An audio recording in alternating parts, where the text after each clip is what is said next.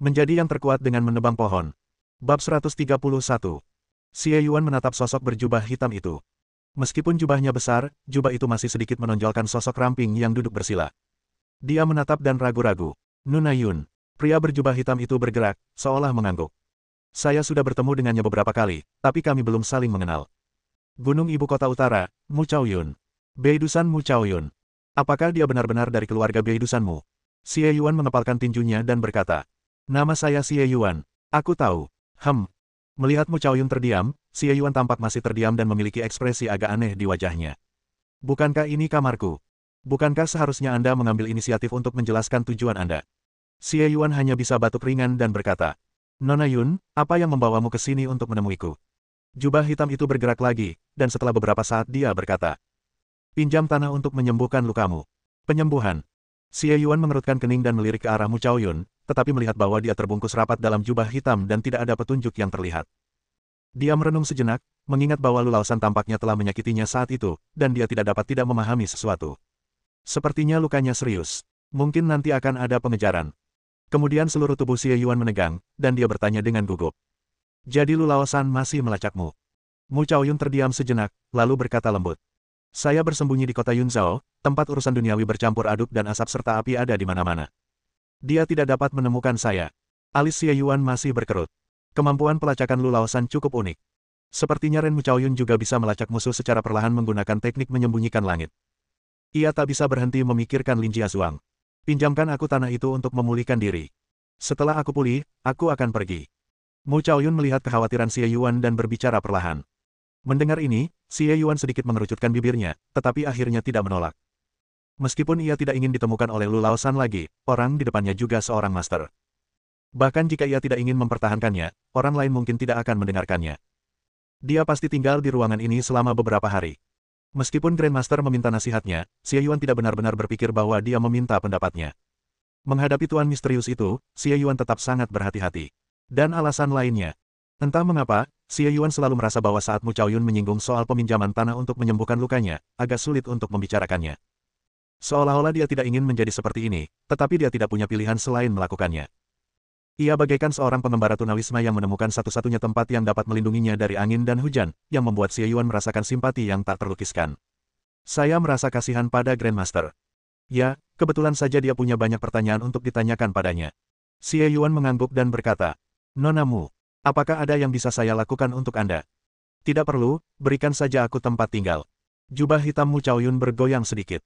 Xie Yuan mengangguk pelan, lalu merebus air dan membuat sepoci teh, menuangkan secangkir untuk dirinya sendiri, lalu menuangkan secangkir lagi dan meletakkannya di sebelah Mu Chaoyun. Mu Chaoyun diam-diam mengambil cangkir tehnya, memasukkannya ke dalam tudungnya dan menyesapnya, memperlihatkan separuh dagunya yang seputih salju, dan berkata dengan lembut. Terima kasih banyak. Terima kasih kembali. Xie Yuan duduk di meja, menatap Mu Chaoyun, dan berkata. Nona Mu, sekarang Anda harus memberitahu saya apa ini, kan? Dia mengangkat lengan kirinya, memperlihatkan dua kelopak bunga teratai yang tampak seperti tato hitam. Mu Chaoyun duduk dengan tenang, seluruh tubuhnya ditutupi jubah hitam. Xie Yuan pun tidak bergerak, hanya mempertahankan postur ini, diam menunggu penjelasan Mu Chaoyun.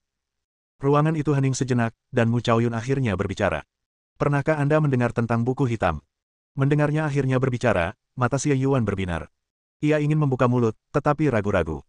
Secara logika, dia belum pernah mendengar istilah ini dari orang lain, tetapi dengan sedikit bakat, dia tahu apa itu sebelumnya. Apakah lebih baik baginya untuk tahu atau tidak? Sebelum dia bisa menjawab, Mu Chaoyun tidak mempermalukannya dan terus berbicara. Konon, ada benda ajaib di dunia ini yang memungkinkan seseorang memahami keterampilan ajaib dan mencapai terobosan dalam semalam. Bahkan orang biasa pun bisa menjadi master bela diri dalam semalam, dan seorang master pun bisa mencapai tingkat yang lebih tinggi dengannya. Objek aneh ini adalah buku hitam. Kitab hitam surga telah lama menjadi legenda. Konon, kitab ini merupakan halaman-halaman yang tersebar dari kitab surgawi umat manusia mistis, berjumlah 9. Kitab ini mencakup semua seni bela diri dan berisi kebenaran hakiki, sehingga memiliki efek ajaib. Selama ratusan dan ribuan tahun, kitab hitam surga sesekali muncul, dan setiap kali muncul, akan menyebabkan badai berdarah, dengan banyak orang berlomba-lomba mendapatkannya dan membuat banyak orang gila. Kitab hitam surga bisa membuat klan berusia 1000 tahun menjadi hebat, atau bisa juga menyebabkan kehancuran sekte terkemuka. Pada masa itu, insiden seperti itu biasa terjadi. Selama hampir 100 tahun, buku hitam telah lenyap tanpa jejak, dan tak satu pun dari 9 halamannya yang muncul. Banyak yang mengklaim buku itu benar-benar hilang. Tanpa jejak yang tersisa, banyak yang menganggapnya hanya legenda, kebenarannya tak diketahui, dan hanya dibicarakan dalam obrolan santai setelah makan malam. Tetapi buku hitam itu nyata. Kurasa kau sudah menebaknya, apa yang ada di lenganmu adalah bagian darinya. Kamu telah menguasai teknik pedang, dan kamu harus merasakan keajaibannya. Xie Yuan menahan napas dan menatap pola kelopak bunga teratai yang misterius dan elegan di tangannya. Meskipun dia sudah tahu bahwa benda ini adalah harta karun ajaib, baru setelah mendengarkan cerita Mu Chaoyun dia menyadari betapa hebatnya benda ini dan betapa hebat asal-usulnya. Dia tidak bisa menahan diri untuk berkata, "Kalau benda ini sepenting itu, kenapa kau memberikannya padaku? Lagi pula, bentuknya seperti apa?" Sepertinya tato. Buku hitam memiliki banyak halaman, yang selalu berubah dan memiliki berbagai macam bentuk. Halaman ini berbentuk bunga teratai. Aku telah mengambil sebagian roh kelopak bunga teratai dan menyembunyikannya di dalam dirimu, memberimu jalan keluar. Mu Chaoyun berkata dengan tenang. Jalan keluar. Xie Yuan sedikit bingung. Mu Chaoyun melanjutkan. Kalau akhirnya aku ditemukan, dan buku hitam itu belum lengkap, mereka tidak akan bisa membukanya sepenuhnya.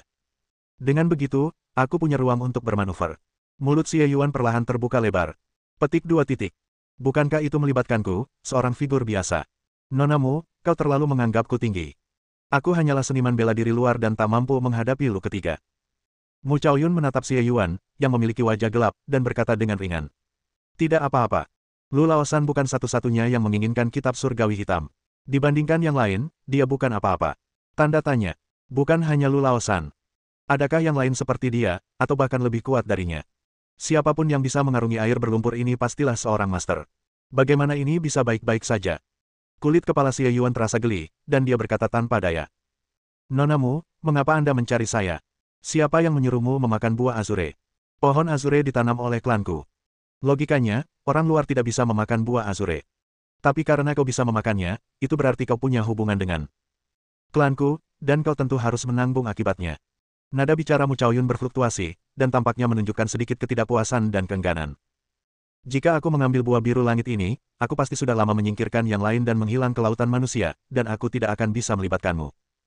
Xie Yuan mendengarkan dan membuka mulutnya sedikit. Ternyata semuanya berawal dari buah itu. Ia tak bisa menahan diri untuk memikirkan sebuah pepatah, anugerah takdir selalu diam-diam ditandai dengan harga. Masalah hari ini sudah ditakdirkan sejak dulu. Namun jika melibatkan Grandmaster, bukankah itu agak di luar jangkauannya? Xie Yuan diam-diam mengeluh, kalau buahnya memang sepenting itu, kenapa kau tidak mengirim seseorang untuk menjaga pohonnya? Bagaimana kau bisa mengandalkan takdir saja? Dia memakannya secara tidak sengaja, bukan karena sengaja. Buah itu jatuh ke tanah, dan dia tak kuasa menahan diri untuk memungutnya, mengira buah itu tak bertuan. Dan meskipun buah Tianxing telah mengubahnya, itu hanya untuk orang biasa seperti dirinya yang telah lemah selama bertahun-tahun. Mungkinkah itu benar-benar efektif? Nada bicara Mu Chaoyun membuatnya seolah-olah setelah ia memakannya, para master lain tak akan berdaya melawannya. Namun, apapun yang terjadi, Xie Yuan tetap memakan makanan orang lain. Melihat kata-kata tegas dan nada bicara Mu Chaoyun yang jarang berubah, ia tak kuasa menahan napas. Jangan bertingkah seolah-olah kau telah menderita kerugian besar. Bukankah kau memanfaatkan situasi ini? Dengan buku surgawi hitam, jika orang lain memiliki kesempatan ini, mereka mungkin akan sangat senang sampai-sampai tidak bisa tidur. Melihat ekspresi Xie Yuan yang lesu, Mu Chaoyun tak dapat menahan diri untuk berkata dengan dingin. Xie Yuan diam-diam setuju dalam hatinya. Teknik pedang serigala berlari yang disempurnakan sangat meningkatkan kekuatannya, dan teknik langit tersembunyi memiliki kegunaan yang tak terbatas. Meskipun tanda tanya pada panel tetap tidak berubah, kemajuan memang ada. Buku hitam merupakan krisis potensial sekaligus peluang. Dia berdecak dan bertanya dengan rasa ingin tahu. Nonamu, saya ingin tahu apakah saya bisa mendapat kehormatan melihat buku hitam yang asli. Begitu dia mengatakan ini, Xie Yuan tiba-tiba merasakan seluruh tubuhnya menegang, dan suhu di ruangan itu tampak turun beberapa derajat. Mu Chaoyun yang berjubah hitam masih duduk dengan tenang di sofa, tetapi ada sepasang mata tajam yang menatapnya dari balik tudungnya, menatapnya dengan saksama. Xie Yuan tiba-tiba merasa bahwa dia telah mengatakan sesuatu yang salah dan dengan cepat menjelaskan. Aku hanya mengatakannya dengan santai. Kalau kau tidak mau, ya sudah. Mu Chaoyun sedang diburu karena buku hitam, jadi dia pasti sangat peka terhadap hal ini. Kalau kamu tidak hati-hati, dia mungkin salah paham bahwa kamu punya rencana. Meskipun Xie Yuan penasaran dengan harta langka ini, ia tidak mau mengingininya. Ia mengenal dirinya sendiri dengan baik dan tahu bahwa ini bukanlah sesuatu yang seharusnya ia pikirkan. Merasa tatapan tajam itu teralihkan, Xie Yuan menghela napas lega. Sepertinya Mu Chaoyun akan segera bertindak sedetik kemudian. Dia tidak dapat menahan diri untuk bergumam. Bukannya aku menipumu untuk datang ke sini, tapi aku yang mengaturnya. Meskipun gumamannya kecil, namun suaranya tepat di dekat telinga Grandmaster, dan jubah hitam Mu Chaoyun sedikit bergoyang. Xie Yuan mengira itu sudah akhir dan hendak mengganti topik pembicaraan ketika dia tiba-tiba melihat tangan Mu Chaoyun bergerak dan tiba-tiba mengeluarkan sesuatu. Teratai hitam putih seukuran telapak tangan itu mengambang di tangannya yang seputih giok, memancarkan cahaya redup. Teratai itu tampak begitu indah, seolah berada di antara kenyataan dan ilusi.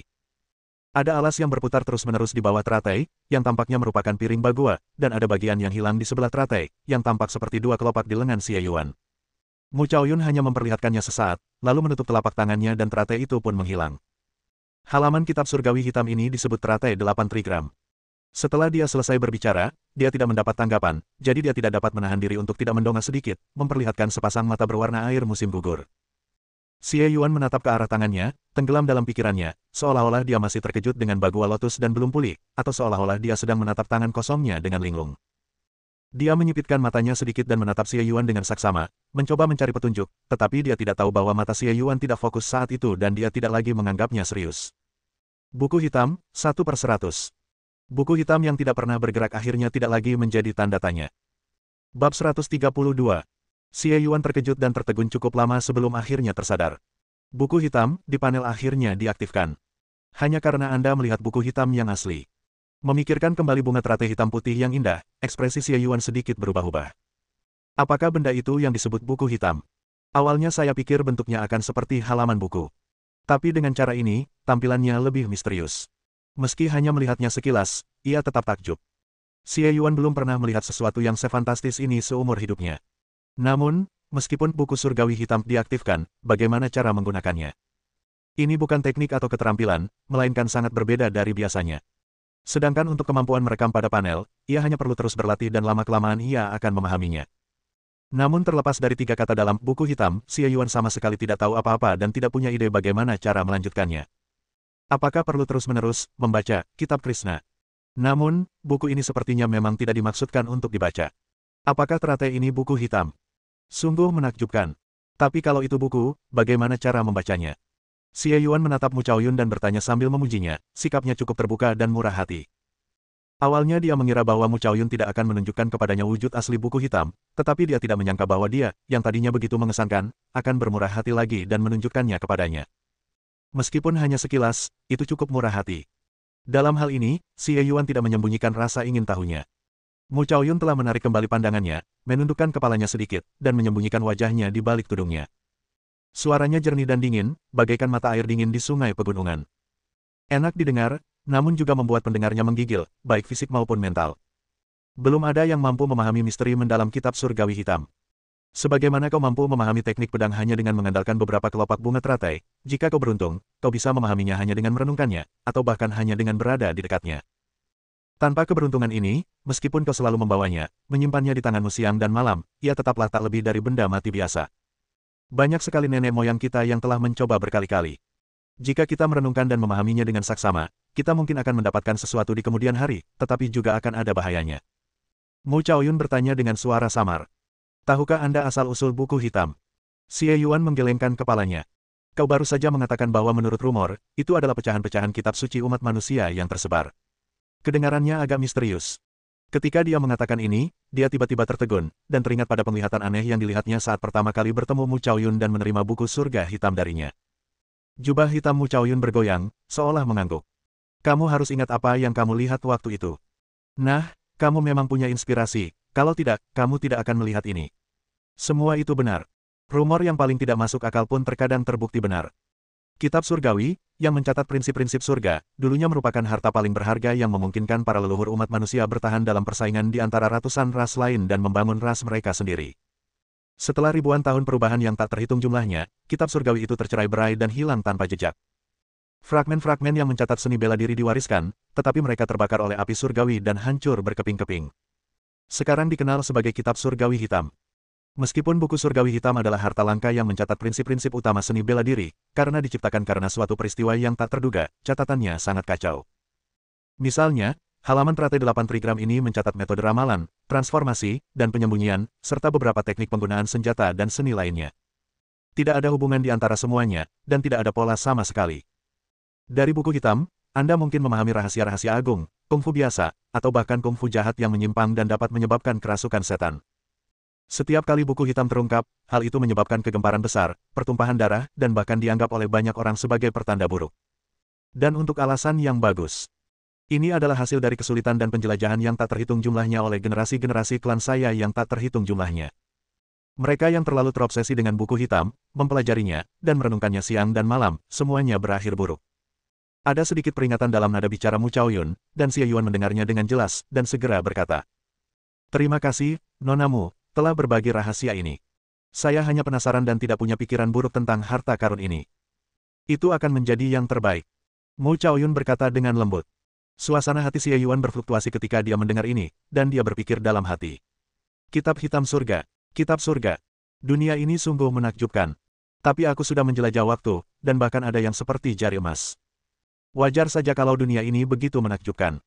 Melihat buku hitam, 1/100 di depannya, dia diam-diam berspekulasi bahwa dia harus memvisualisasikan wujud asli buku hitam, teratai 8 trigram, untuk membuat kemajuan dan memperoleh pemahaman. Menurut Mu Chaoyun, memahami hal ini sepenuhnya bergantung pada keberuntungan, tetapi jika saya dapat mengamatinya dari waktu ke waktu, saya seharusnya dapat memperoleh beberapa hasil yang stabil.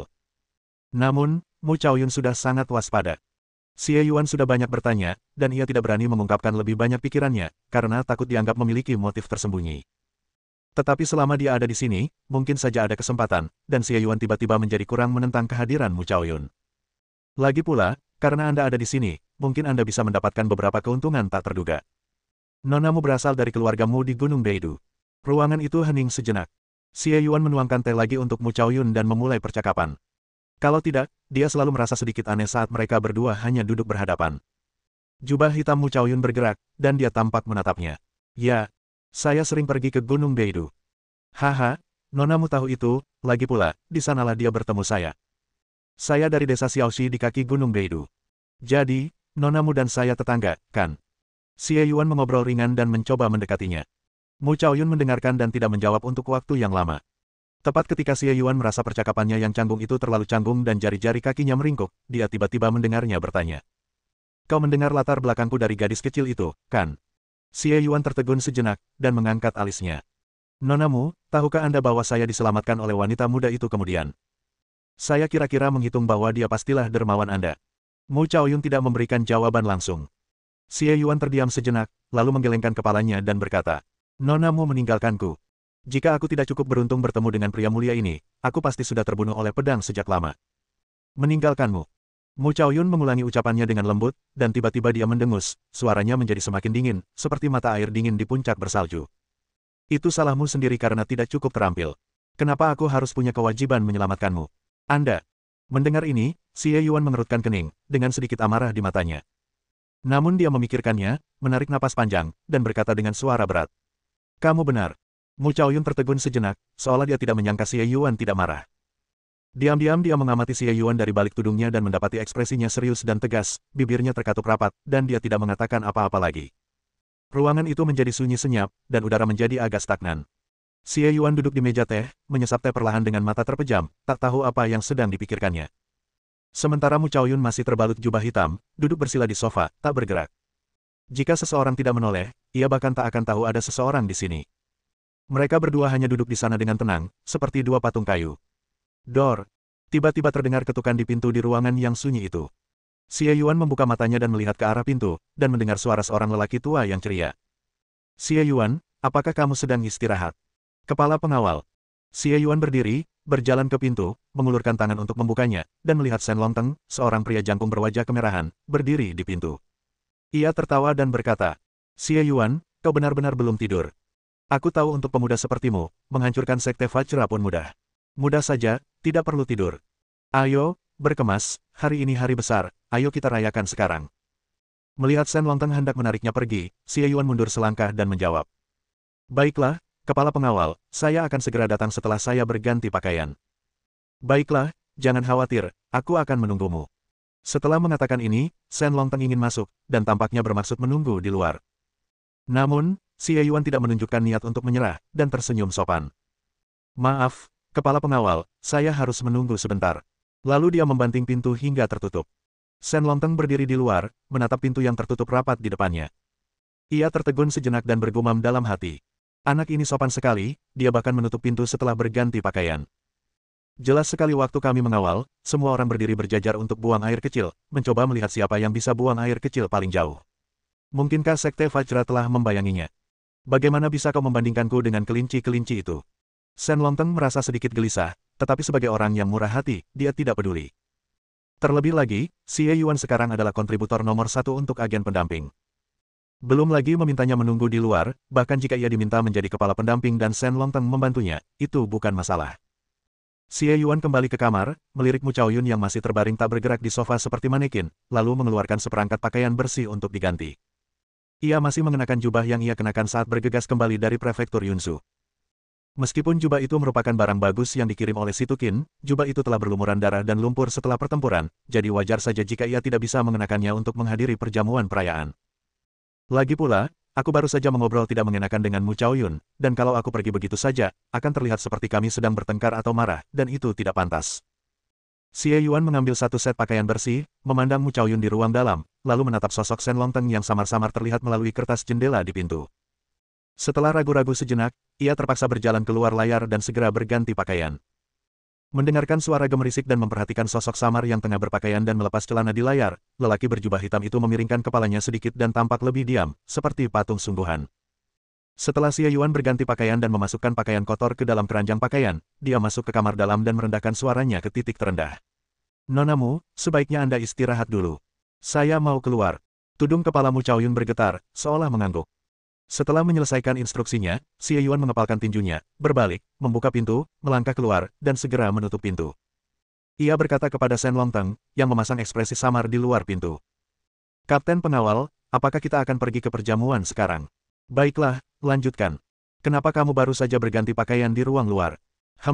Bukannya kamu nggak mau bikin kepala pengawal nunggu lebih lama lagi? Kita mau kemana? Ngapain repot-repot telepon aku langsung?" "Hahaha. Aku sudah pesan Chunjiang Lou, restoran terbaik di daerah ini. Begitu kompetisi berakhir pagi ini, kita harus menjilat semua orang kemanapun kita pergi." Chunjiang Lou dulunya adalah kediaman tetap Sekte King Kong, tapi sekarang kita tidak akan repot-repot dengan mereka. Shen Longteng tertawa dan berkata, "Xie Yuan, kamu adalah orang paling berjasa di agensi pendamping. Katakan padaku, apa imbalan yang kamu inginkan? Ini semua berkat semua orang." Xie Yuan merendahkan hatinya sejenak. "Jangan bicara omong kosong. Kalau tidak, aku akan membantumu memilih." "Nah, aku punya tulang harimau iblis di gudangku. Chu tua dan Wei tua sudah lama menginginkannya. Kali ini, aku akan memberikannya padamu." Dan saat mereka berdua berbincang, mereka berjalan pergi, suara mereka perlahan-lahan tidak terdengar, dan halaman Xie Yuan menjadi sunyi. Di dalam ruangan, Mu Chaoyun perlahan melepas tudungnya, memperlihatkan wajah oval yang indah.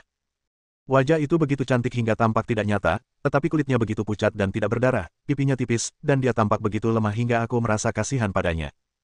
Namun matanya bagaikan danau, sangat dalam, dan alisnya yang hitam sedikit terangkat, seolah-olah dia sedang menahan sesuatu.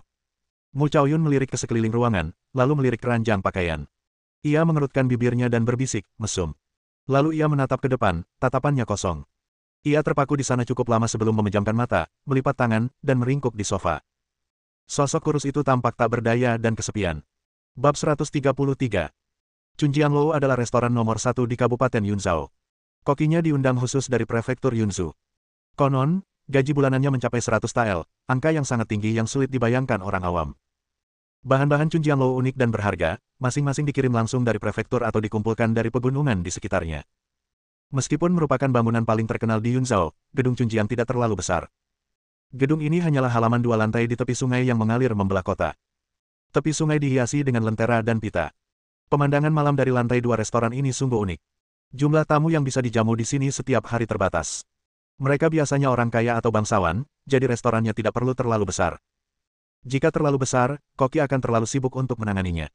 Chunjiang Lou selalu penuh setiap hari. Bahkan pejabat kota dan keluarga kaya dari daerah lain harus menunggu hingga Maret untuk memesan meja. Meskipun demikian, pelanggan tetap berbondong-bondong datang ke restoran dan berperilaku sangat baik. Alasan mengapa tamu dari berbagai latar belakang harus mematuhi aturan itu sederhana. Pemilik Chunjiang Lou adalah murid terdaftar dari Sekte Vajra. Tentu saja, dia hanya seorang murid terdaftar, dan sebenarnya hanya memberi penghormatan. Awalnya, ia sebenarnya adalah porter sementara dari Badan Pengawal Longteng. Setelah Yu Chunseng menjabat, ia menggunakan tipu daya dan kekerasan untuk membawa menara Chunjiang ke dalam lingkup pengaruh Sekte Vajra, dan bosnya pun menjadi murid terdaftar dari Sekte Vajra. Namun hari ini, Chun Jiangluo menolak semua janji temu, tidak segan-segan menyinggung tamu-tamu kaya dan bangsawan, dan mengambil inisiatif mengundang agen pendamping Long Teng untuk mengadakan pesta perayaan. Agen pendamping sering pergi ke Judelu. Namun, meskipun Judelu besar, rasanya memang sedikit lebih buruk daripada di sini. Tempat ini hanya bisa menduduki peringkat kedua. Xie Yuan duduk di lantai 2 Menara Chunjiang, mengagumi pemandangan sungai di luar gedung, dan mendengar Shen Long Teng mendesah di sampingnya. Kami belum membuat reservasi untuk hari ini, tapi Pak Tuawu menghubungi saya sebelumnya dan bilang gara-gara saya jadi tidak makan makanannya. Kalau dipikir-pikir, saya belum pernah ke sini lagi sejak Yu Chun Seng mengambil alih. Tapi Pak Tuawu selalu cepat melihat kesempatan, hehe. Xie Yuan berbalik dan berkata sambil tersenyum. Kalau begitu, kepala pengawal masih mau datang. Apa kau tidak takut? Sudah ku bilang sebelumnya, Pak Tuawu hanyalah seorang pengusaha, sangat pandai beradaptasi dengan perubahan keadaan. Sekarang setelah sekte berlian bubar, dia pasti tidak akan memenuhi kewajibannya kepada Peng Jie. Aku tidak menyalahkannya, dia bukan seorang pejuang, dan pengusaha terkadang tidak punya pilihan. Shen Long Teng tersenyum sedikit. Lagi pula, bukankah apoteker Yu dan Zhen Yu sedang mengawasi di dapur? Kita harus makan makanan ini hari ini. Sebelum Xie Yuan sempat berbicara, seorang pria parubaya gemuk berdiri di samping meja menyeka keringat di dahinya dan berkata sambil tersenyum masam. Kepala tim pengawal, kau memanggilku. Oh, selama bertahun-tahun ini aku berada di King Kong, tapi hatiku tetap bersama Dragon Gate. Setiap hari, aku menantikan kedatangan Raja Tim Pengawal dan kehancuran King Kong Gate. Lihat dirimu, kenapa kau datang terlambat? Kau menyalahkanku. Shen Long Teng tertawa, menunjuk ke arah Old Wu, pemilik Chun Jiangluo, dan berkata sambil menyipitkan mata. Apakah kamu benar-benar akan berdamai dengan agen pendamping hari ini? Kembali ke akarmu. Wu Tua berkata dengan benar. Saya sudah lama menantikan hari ini.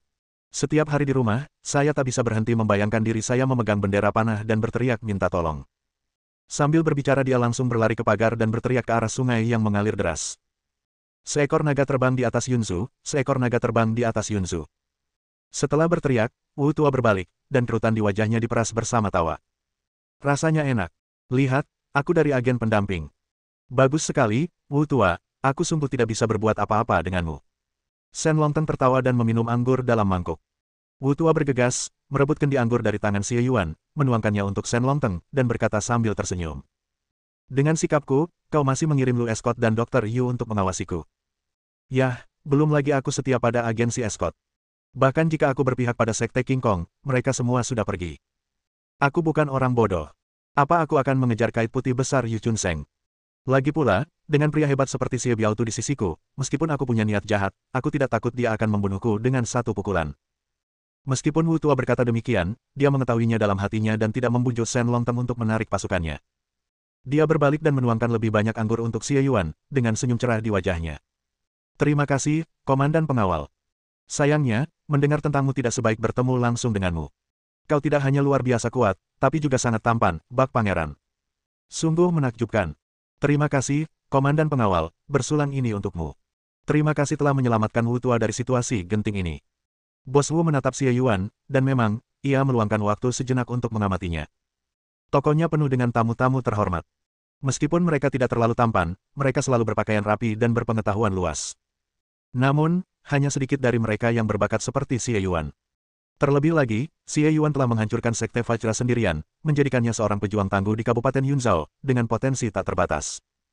Bos Wu menjilatnya dengan marah, tingkat pujiannya hanya sedikit lebih rendah dari Shen Long Teng, sikapnya sangat terukur. Dalam waktu singkat, reputasi Xie Yuan yang sudah mulai menanjak meroket, menjadi nama yang dikenal di seluruh Kabupaten Yunzhou. Dalam perjalanan menuju Menara Chunjiang, orang-orang sering menunjuk dan berbisik kepada Xie Yuan, memperlakukannya seperti selebritas.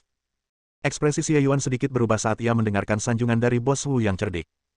Meskipun ia sering dipuji sejak mulai berlatih bela diri, ini adalah pertama kalinya ia bertemu seseorang selevel Bos Wu. Cukup nyaman. Adapun kemungkinan bahwa Bos Wu masih bekerja untuk Sekte Vajra. Orang yang begitu pintar pasti tidak akan bekerja keras untuk Sekte Vajra setelah sekte itu hancur. Bahkan jika ia benar-benar melakukannya, tanpa memperhitungkan orang-orang yang menonton di dapur, Xie Yuan masih memiliki penawar racun dan latihan pemeliharaan kesehatan Zheng Qingyang. Ia adalah yang paling tidak takut racun, jadi ia dengan tenang menikmati hidangan lezat Menara Chunjiang. Mari kita semua bersulang bersama. Terima kasih, Kepala Pengawal. Hari ini semua berkatmu. Xie Yuan, kau sudah melakukan pekerjaan yang hebat. Jika memang tidak ada tempat tersisa, kenapa kau tidak mengambil posisi Kepala Pengawal saja? Aku tidak bisa melakukan itu. Shen Long Teng memberikan perhatian khusus dan memujinya, Bos Wu menyanjungnya, dan semua orang di perjamuan bergantian bersulang untuknya, membuat Xie Yuan sedikit mabuk. Selain Wei Zhen, yang tidak dapat kembali untuk memulihkan diri, anggota kelompok lainnya kembali ke agen pengawal dan pulih dalam waktu singkat. Dengan resep yang dibawa Xie Yuan dari Zheng Qingyang, apoteker Yu menyalinnya dan menemukan solusi sederhana. Racunnya sangat kuat, melembutkan tubuh, tetapi tidak memiliki sisa racun. Racun itu hilang dalam waktu setengah hari setelah meninggalkan daerah itu, membuat orang bertanya-tanya apakah Peng Yue telah menyiksa pencuri bunga untuk mengungkapkannya. Chu Sheng, Zhao Xingyang, dan Lu Zhenyu, tak terkecuali para pengawal, menuangkan anggur ke tubuh Xie Yuan. Setelah pertempuran ini, meskipun Xie Yuan belum mencapai tingkat pelatihan keempat, kekuatannya sudah sedikit lebih rendah daripada Shen Longteng. Setelah sambutan hangat, semua orang dipenuhi rasa hormat. Bahkan Zhao Xingyang dan Chu Sheng tidak lagi menganggap Xie Yuan sebagai junior, melainkan setara. Namun, Xie Yuan bukanlah orang yang sombong, dan sikapnya terhadap para pendahulunya tetap penuh hormat, yang tentu saja membuat orang-orang semakin mengaguminya. Dengan kekuatan dan sikap yang baik, siapa yang tidak akan menyukainya? Setelah 3 putaran minum, Xie Yuan merasa sedikit mabuk dan tiba-tiba teringat sesuatu. Bos Wu, masakanmu sungguh luar biasa lezat. Bolehkah aku membungkus beberapa untuk dibawa pulang sebagai camilan tengah malam? Xie Yuan bertanya sambil tersenyum. Bos Wu menepuk dadanya yang gemuk, sambil mengeluarkan suara tumpul. Terima kasih, Kapten Biao, atas kesukaanmu. Ini kehormatan bagi Wu tua. Jangan khawatir, serahkan saja padaku. Aku akan menyuruh dapur menyiapkan semua bahannya, dan kalian semua bisa membawanya pulang hari ini. Oke. Semua orang menanggapi dengan lantang, tersenyum dan memuji Bos Wu atas kemurahan hatinya. Shen Longteng tersenyum dan tiba-tiba melambaikan tangan. Ketika Bos Wu mendekat, ia berbisik. Wu tua, kudengar pemimpin sekte luar sekte pedang Yunsan makan malam di tempatmu. Wu tua berkedip cepat beberapa kali, menyipitkan matanya, dan mengangguk. Bisakah kamu menghubunginya? Kalau aku butuh bantuanmu. Shen Longteng bertanya. Wu tua tidak bertanya lagi dan mengangguk berat. Tidak masalah. Seperti yang diharapkan darimu, kau adalah porter terdaftar di agen pendamping kami. Shen Longteng tersenyum dan menepuk bahu Bos Wu. Wajah Bos Wu langsung berseri-seri. Karena Shen Longteng telah memintanya melakukan sesuatu dan mengakuinya, ia merasa sepenuhnya dimaafkan, yang membuatnya merasa lega. Xie Yuan berdiri tepat di samping mereka, mendengarkan percakapan mereka tanpa menghindarinya, tampak tenggelam dalam pikirannya. Sekte Pedang Yunsan. Sekte nomor 1 di Yunzhou. Kenapa kepala pengawal menghubungi mereka? Tidak lama kemudian, Xie Yuan mengetahuinya. Setelah perjamuan, semua orang meninggalkan Menara Chunjiang dan kembali ke agen pendamping dengan perpisahan hangat dari Bos Wu. Shen Longteng memanggil Xie Yuan sendirian, menyerahkan kotak brokat sepanjang lengan kepadanya, dan berkata, "Ini tulang harimau iblis sejati. Tulang ini memperkuat tulang dan menyehatkan darah, yang berguna untuk kerajaanku. Kau sedang memperkuat tulangmu, jadi ambillah ini." Xie Yuan memandangi tulang-tulang tebal di dalam kotak yang memancarkan cahaya neon redup. Ia tidak ragu-ragu, tetapi mengambilnya dengan sangat hati-hati. Meskipun benda ini tidak sebagus harta karun bumi, ia tidak jauh tertinggal. Benda ini sangat berguna baginya di tahapnya saat ini. Setelah mengambilnya, ia hampir bisa menembus level keempat dengan segera.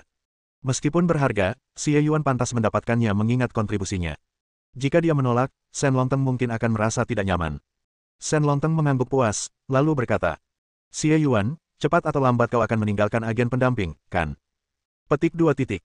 Mengapa kepala pengawal berkata seperti itu? Haha, tak perlu disembunyikan. Bukan apa-apa. Dengan bakatmu, agen pengawal akan segera tak bisa memberimu apapun. Kolam di sini terlalu kecil untuk menampung naga muda sepertimu. Cepat atau lambat, kau harus pergi ke dunia yang lebih luas. Shen Longteng berkata dengan kedua tangannya di belakang punggungnya, ekspresinya tenang. Xie Yuan terdiam sejenak, lalu berkata dengan tenang. Menurut rencanaku, ketika aku mendekati tahap transformasi ki dan darah, aku mungkin akan melakukan perjalanan, atau menjadi murid dan mencari pengetahuan lebih lanjut. Meskipun Shen Longteng berada di tahap transformasi ki dan darah, ia hanya memiliki kesempatan untuk menerobos, dan kemajuannya terhenti setelahnya. Xie Yuan tidak bisa mendapatkan metode tindak lanjut yang sistematis di agen pendamping. Meskipun ia memiliki metode dan salurannya sendiri, agen pendamping saat itu tidak banyak membantunya dalam mengembangkan 4 hal penting, kekayaan, teman, dharma, dan tanah. Akan lebih baik baginya untuk menjelajah dunia daripada tetap tinggal di agen pendamping. Xie Yuan telah memikirkannya sejak lama, tetapi dia tidak menyangka Shen Longteng juga mengetahuinya. Shen Longteng sangat puas dengan kejujuran Xie Yuan, dengan campuran kekaguman dan penyesalan di matanya. Sayang sekali agen pendamping itu terlalu kecil dan bukan sekte yang sebenarnya. Kalau tidak, kami bisa mencurahkan seluruh upaya kami untuk mendukung seorang jenius sepertimu dan memimpin sekte ini ke tingkat yang lebih tinggi. Namun, agen pendamping pada dasarnya adalah sebuah bisnis, dan model kelangsungan hidupnya berbeda dengan sekte. Tapi mengingat kontribusimu pada agensi pengawal, kalau kau tetap di sini, aku akan memberikannya padamu. Anak-anakku tidak punya masa depan di dunia bela diri, jadi aku akan membiarkan mereka menjadi orang kaya biasa. Tapi kau tidak akan berakar di sini, dan kurasa Xingyang juga tidak. Lebih baik biarkan Zhenyu yang memimpin mulai sekarang. Haha, aku sudah keluar topik. Karena ambisimu begitu tinggi, meskipun agen pengawal tidak bisa membantumu melejit, kami akan berusaha sebaik mungkin untuk membuka jalan untukmu. Kudengar bisnis Patuawu berjalan lancar, dan dia bahkan punya hubungan dengan orang-orang dari Sekte Pedang Yunsan. Aku akan bertanya padanya hari ini. Xie Yuan, kau juga mendengarnya. Kalau kau tertarik, tanyakan saja pada Wu Tua untuk menghubungkannya. Sekte Pedang Yunsan adalah sekte nomor 1 di Yunzu, dan bahkan Grandmasternya punya banyak nama. Hanya dari puncak Yunsan kau bisa melihat luasnya dunia persilatan. Bab 134. Xie Yuan tertegun saat mendengar ini. Kemudian dia tiba-tiba menyadari bahwa agen pendamping telah memilih Menara Chunjiang sebagai tempat perjamuan perayaan hari ini. Apakah Shen Longteng punya niat lain? Siang harinya, agen pendamping itu baru saja jatuh ke dalam perangkap yang dipasang oleh King Kong Gate. Meskipun Bos Wu 99% yakin dan tidak akan berbuat curang, ia tetap pergi ke tempat mantan King Kong Gate untuk merayakan keberhasilannya. Meskipun ia tampak sangat bangga, masih ada beberapa bahaya tersembunyi, dan setidaknya ia merasa gelisah. Selain menunjukkan kemenangan di Menara Chunjiang, wilayah ikonik Yunzhou, ada alasan lain. Apakah Shen Longteng yang bertanya kepada Xie Yuan tentang Sekte Pedang Yunsan? Xie Yuan tergerak dan berkata sambil mengepalkan tinjunya. Xie Yuan sangat berterima kasih atas kebaikan kepala pengawal. Shen Longteng melambaikan tangannya. Tidak apa-apa, prestasimu sepadan. Sekte Pedang Yunsan sangat kuat dan tidak diragukan lagi merupakan sekte nomor 1 di Yunzu. Melihat semua sekte di Yunzu, besar maupun kecil, tak seorang pun keberatan dengan gelar ini. Mereka semua benar-benar kewalahan. Di Sekte Pedang Yunsan, para ketua dan tetua setiap akademi setidaknya harus bergelar Grandmaster. Di luar, Grandmaster sulit ditemukan, jarang terlihat oleh orang biasa, tetapi di dalam, mereka tidak jarang. Dan para murid elit di halaman dalam semuanya berada di tahap transformasi ki dan darah. Shen Longteng mengatakan ini, dan jarang menertawakan dirinya sendiri. Murid-murid elit ini usianya hanya separuh dari usiaku, atau bahkan sedikit kurang, namun kekuatan mereka jauh melampauiku. Bagi seseorang yang telah berlatih bela diri selama 3 atau 4 tahun, jika mereka berada di luar, mereka bisa menjadi seniman bela diri terkenal atau tiran lokal. Namun, di sekte-sekte itu, mereka hanyalah murid biasa, berdesakan di gerbang luar, tidur di ranjang susun yang besar, dan berlatih siang dan malam. Sekte sebesar ini memiliki teknik-teknik mutakhir yang tak terhitung jumlahnya, senjata-senjata suci, dan harta karun magis yang misterius. Selama kau memiliki bakat, kau dapat menemukan jalanmu ke sana, mencapai jembatan langit dan bumi kedua, dan bahkan lebih jauh lagi.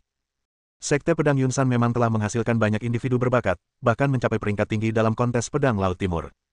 Dilihat dari dinasti Dali, sekte ini hanya berada di urutan kedua setelah segelintir orang teratas.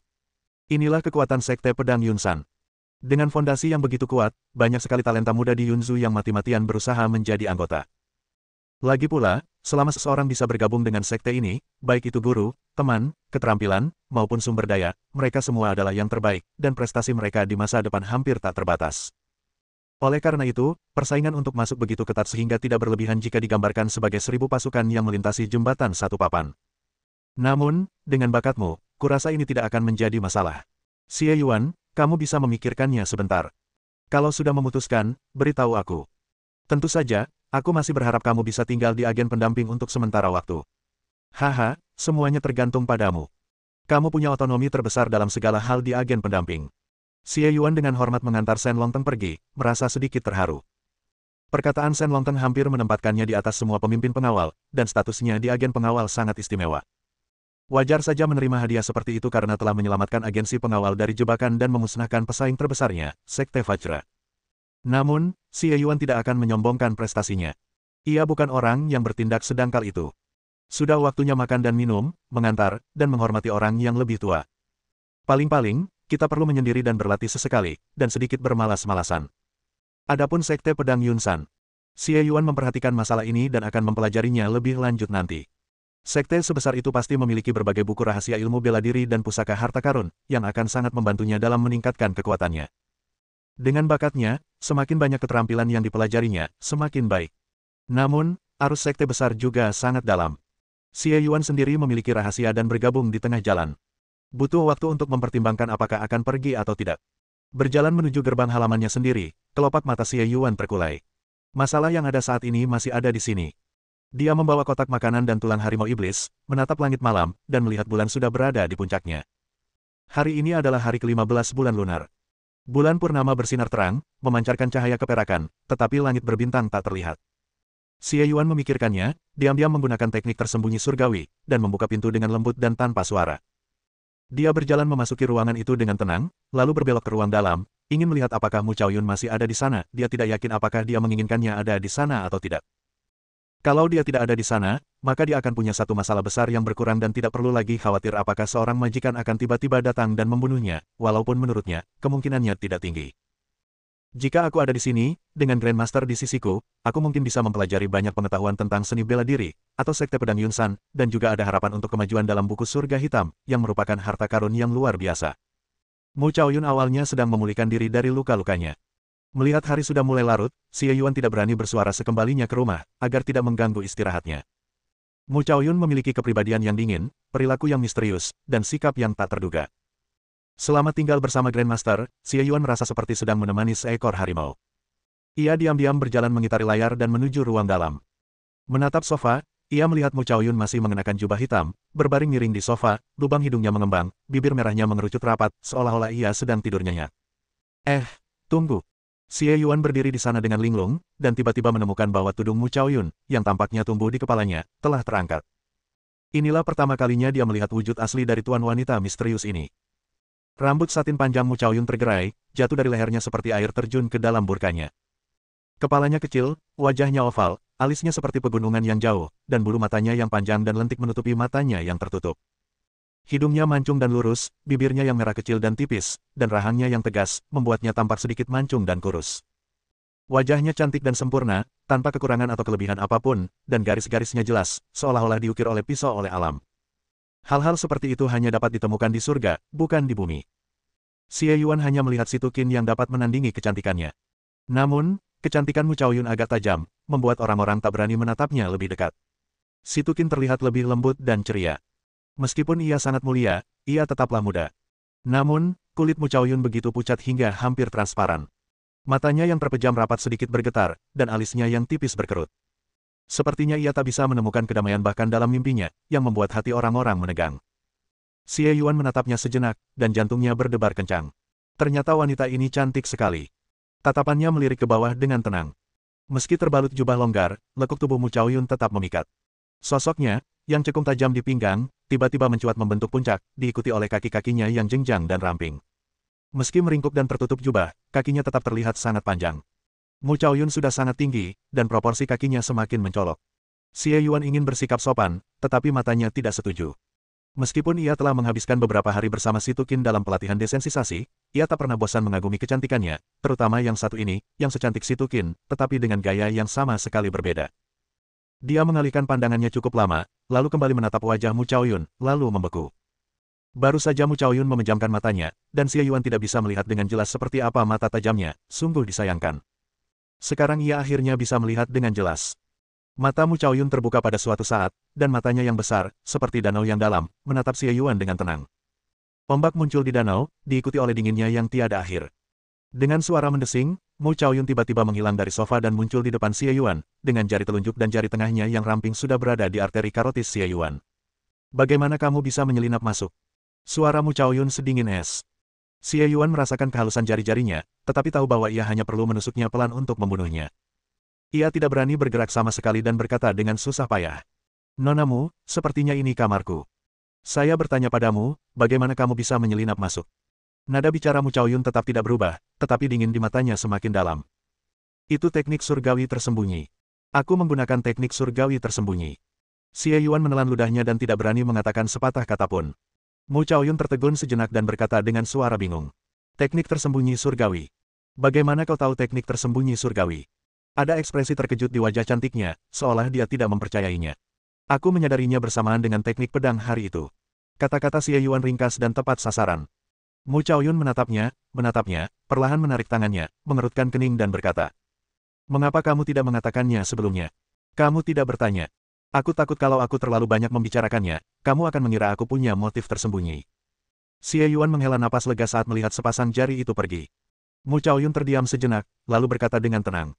Selain ilmu pedang, kau juga menguasai teknik penyembunyian surgawi. Teratai 8 trigram berisi banyak sekali teknik, tetapi teknik penyembunyian surgawi adalah teknik rahasia tingkat atas yang menggabungkan ramalan dengan seni penyembunyian. Sepanjang sejarah, tak terhitung banyaknya orang yang telah menguasai halaman buku surgawi hitam ini, dan hanya segelintir yang mampu memahami teknik ini. Teknik ini jelas tidak dapat diakses oleh orang biasa. Bakatmu cukup bagus, dan kau benar-benar terhubung dengannya. Dia tampak berusaha sekuat tenaga menjaga nada suaranya tetap tenang, tetapi isi kata-katanya dan cara dia terus menatap Xie Yuan mengungkapkan keterkejutan di hatinya. Xie Yuan tersenyum. Itu normal, nonamu juga memahaminya, apakah dia memuji dirinya sendiri?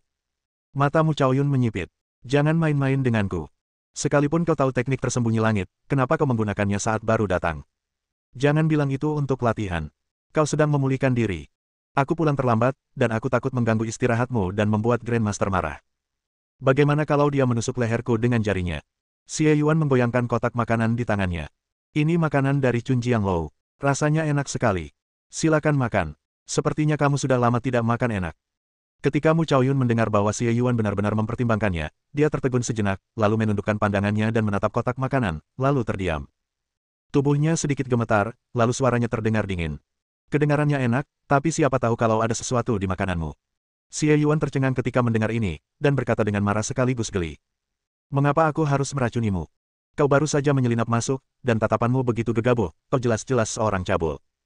Suara Mu Chaoyun dingin, menampakkan rasa jijik. Xie Yuan tiba-tiba merasa sedikit malu, tidak tahu bagaimana menjelaskannya. Ia membuka mulutnya, tetapi melihat Mu Chaoyun mendengus dingin dan menatap tangannya yang lain. Tulang harimau iblis. Lumayan, benda ini bisa berguna untuk menyembuhkan lukaku. Kurasa kau perhatian. Dia melambaikan tangannya dan langsung mengambil tulang harimau iblis tanpa melihat kotak makanan. Xie Yuan membuka mulutnya lebar-lebar, ingin berbicara tetapi berhenti, tetapi dia melihat Mu Chaoyun menatapnya dengan tajam. Ada apa? Tidak ada apa-apa. Xie Yuan mendesah. Lupakan saja, sekarang barang-barang itu sudah di tangan Grandmaster, bisakah saya mengambilnya kembali? Dia meletakkan kotak makan siangnya dengan lesu dan pergi mengambil air untuk mencuci muka. Mu Chaoyun menatap punggung Xie Yuan, matanya berkilat, sudut mulutnya sedikit melengkung, lalu dengan cepat menahannya. Bab 135. Xie Yuan sebenarnya sangat lelah. Setelah menyelesaikan urusan dengan gerbang Fajra, dia ingin kembali ke kamarnya untuk beristirahat, tetapi dia bertemu lagi dengan Mu Chaoyun. Sebelum dia sempat pulih, Shen Longteng menyeretnya ke sebuah pesta perayaan, dan baru kembali sekarang. Ia meminta pelayan untuk mengambil seember besar air. Xie Yuan hanya ingin mandi dan tidur nyenyak, jadi ia bahkan tidak perlu berlatih bela diri. Namun, setelah pelayan mengisi bak mandi besar dengan air di ruang luar tanpa menyadarinya, Xie Yuan menatap bak mandi lalu ke layar dengan ekspresi ragu-ragu. Kalau aku mandi di sini, apa aku akan dianggap cabul lagi? Lupakan saja, lebih baik aku pindahkan embernya ke halaman luar. Lagi pula, halaman kepala pengawal punya pintu masuk terpisah dan tidak akan ada yang mengganggunya. Saat ia sedang memikirkan hal ini, Xie Yuan melihat sekeliling dan melihat kotak makanan besar di atas meja di samping layar. Ia bertanya seolah-olah ia dirasuki hantu. Nonamu, apakah Anda ingin mandi? Dia telah berlarian cukup lama dan mungkin belum makan lengkap atau istirahat yang cukup, jadi Xie Yuan berinisiatif untuk bertanya. Namun, begitu ia mengatakannya, ia merasa ada yang tidak beres. Mereka tidak saling kenal, jadi ia bertanya kepada gadis itu apakah ia ingin mandi di rumahnya. Bahkan jika ia memiliki hubungan dekat dengan si Tukin, ia mungkin akan memutar bola matanya. Ditambah lagi, dia hanya salah paham terhadapku. Yah, itu sebenarnya bukan salah paham. Xie Yuan tanpa sadar mundur selangkah, takut kalau Mu Chaoyun akan menyerbu keluar dan menudingnya. Namun, setelah setengah waktu, tidak ada gerakan di ruang dalam. Xie Yuan mengira wanita itu mengabaikannya dan hendak memindahkan ember itu, tetapi ia mendengar suara samar-samar. Ia tertegun sejenak. Jika ia tidak berlatih sekarang dan memiliki pendengaran serta penglihatan yang tajam, ia pasti mengira ia salah dengar. Nonamu, apakah Anda ingin mandi? Xie Yuan mengonfirmasi. Aku sudah bilang iya, apalagi yang kamu inginkan. Sebuah suara dingin datang dari ruangan dalam, dan sepertinya mengandung sedikit rasa malu dan marah. Xie Yuan menghela napas dan buru-buru membawa bak mandi kembali ke ruang dalam. Bak mandi itu memang berat saat terisi air, tetapi bagi seorang pejuang seperti dirinya, bak itu tak berarti apa-apa. Setelah memindahkan ember ke dalam, Xie Yuan melihat Mu Chaoyun mengenakan tudungnya lagi dan duduk diam di tempat tidur, wajahnya tidak jelas. Aku baru saja melihat penampilan aslinya, bukankah ini hanya cara untuk menutupi kesalahan seseorang? Xie Yuan berkata dengan santai. Nonamu, kenapa kamu pakai kerudung lagi? Ini, keluar. Suara dingin Mu Chaoyun datang dari bawah kap mesin.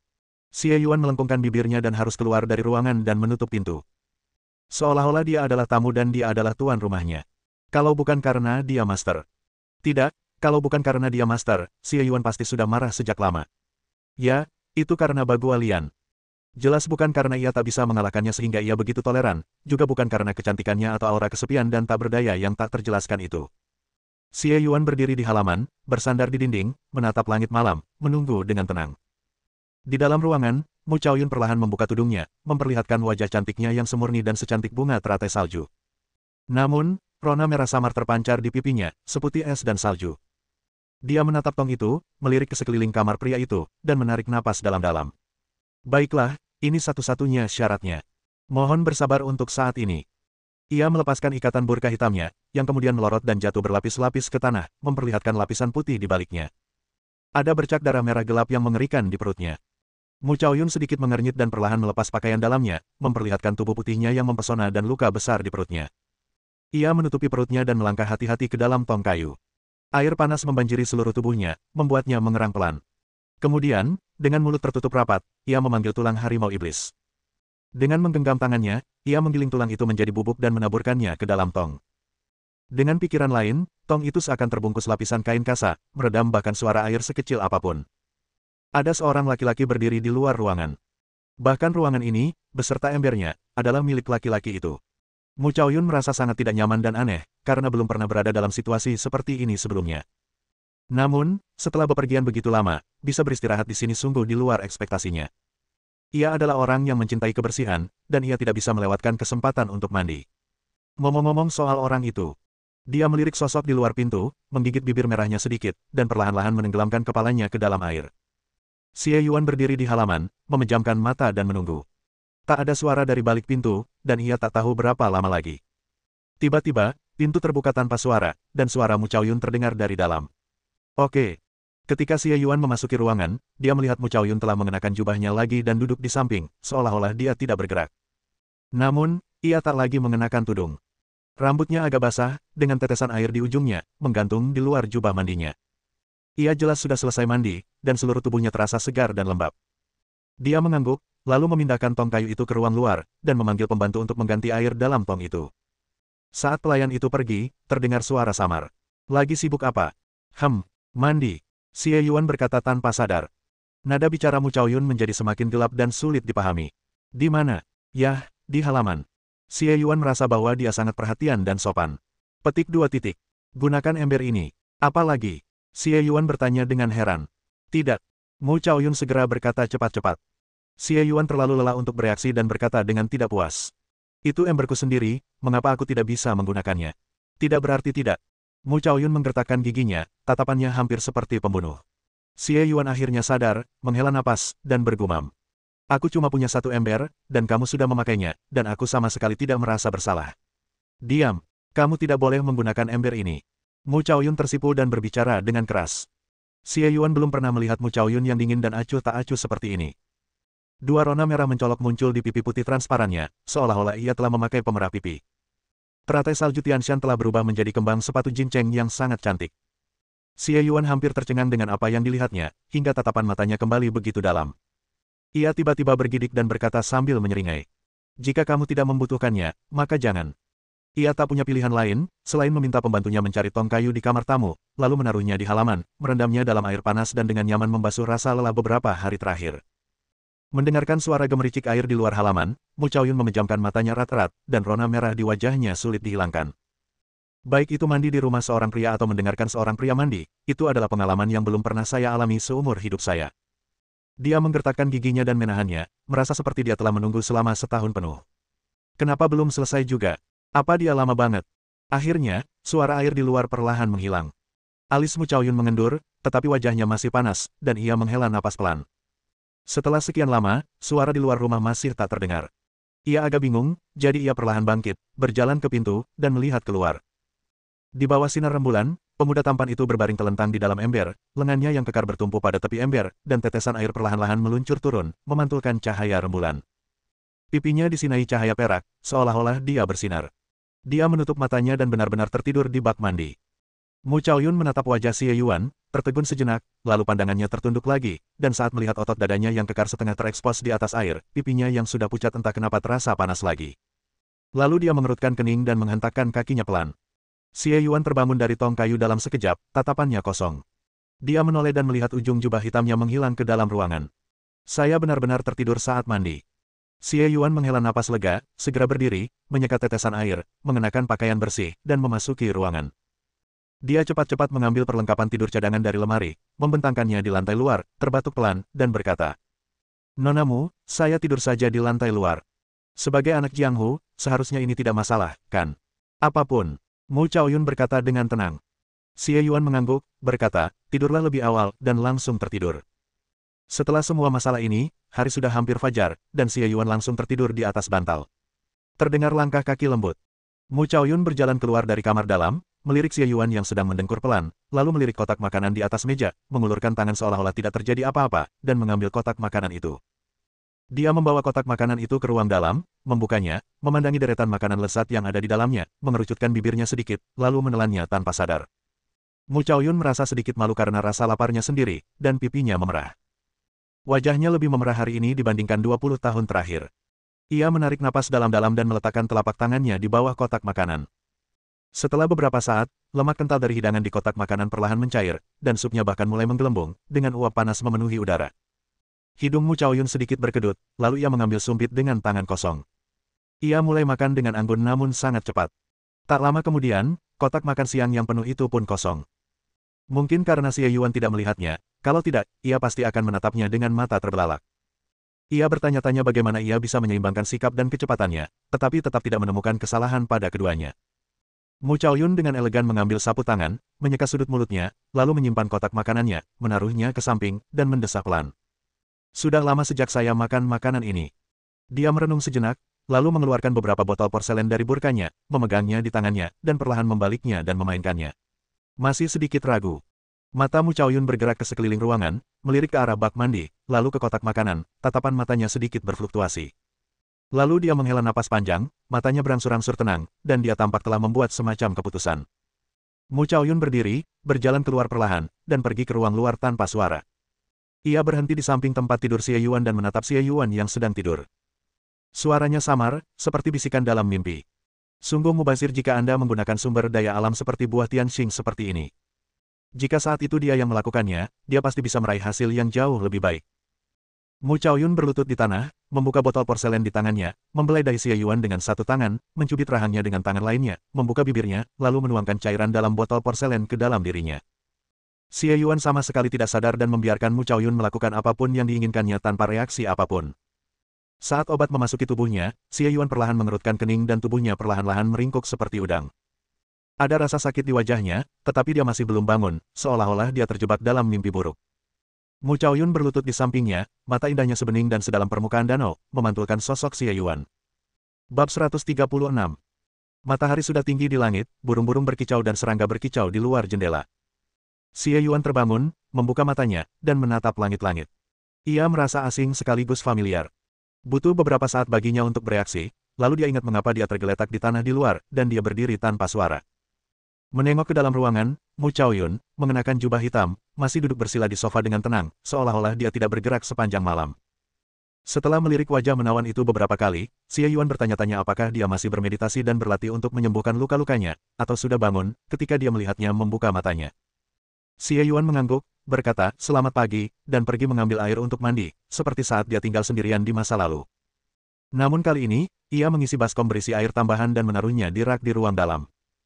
Mu Chaoyun diam-diam memperhatikan Xie Yuan yang sibuk berkeliling, matanya mengikuti sosoknya, lalu dia diam-diam berdiri dan mulai mencuci muka dengan baskom berisi air. Setelah tidur semalaman, Xie Yuan telah memulihkan energinya. Setelah bersih-bersih, saatnya latihan pagi. Namun dia berdiri di halaman, sedikit ragu-ragu. Hal-hal seperti berlatih seni bela diri. Mu Chaoyun berdiri di pintu pada suatu saat dan berkata dengan tenang. "Adakah rahasia yang lebih dalam daripada buku hitam? Latih saja kemampuanmu." Xie Yuan merasa itu masuk akal. Mereka berdua berbagi rahasia seperti buku surgawi hitam. Dalam arti tertentu, hubungan mereka sudah sangat dekat, seolah-olah mereka berada di perahu yang sama. Keunikan keahliannya dapat dikaitkan dengan kebetulan dan kebetulan. Keahlian menjaga kesehatan bersifat kebetulan, penutup lonceng emas bersifat kebetulan, dan untuk keahlian lainnya, semuanya dapat ditunjukkan kepada orang lain.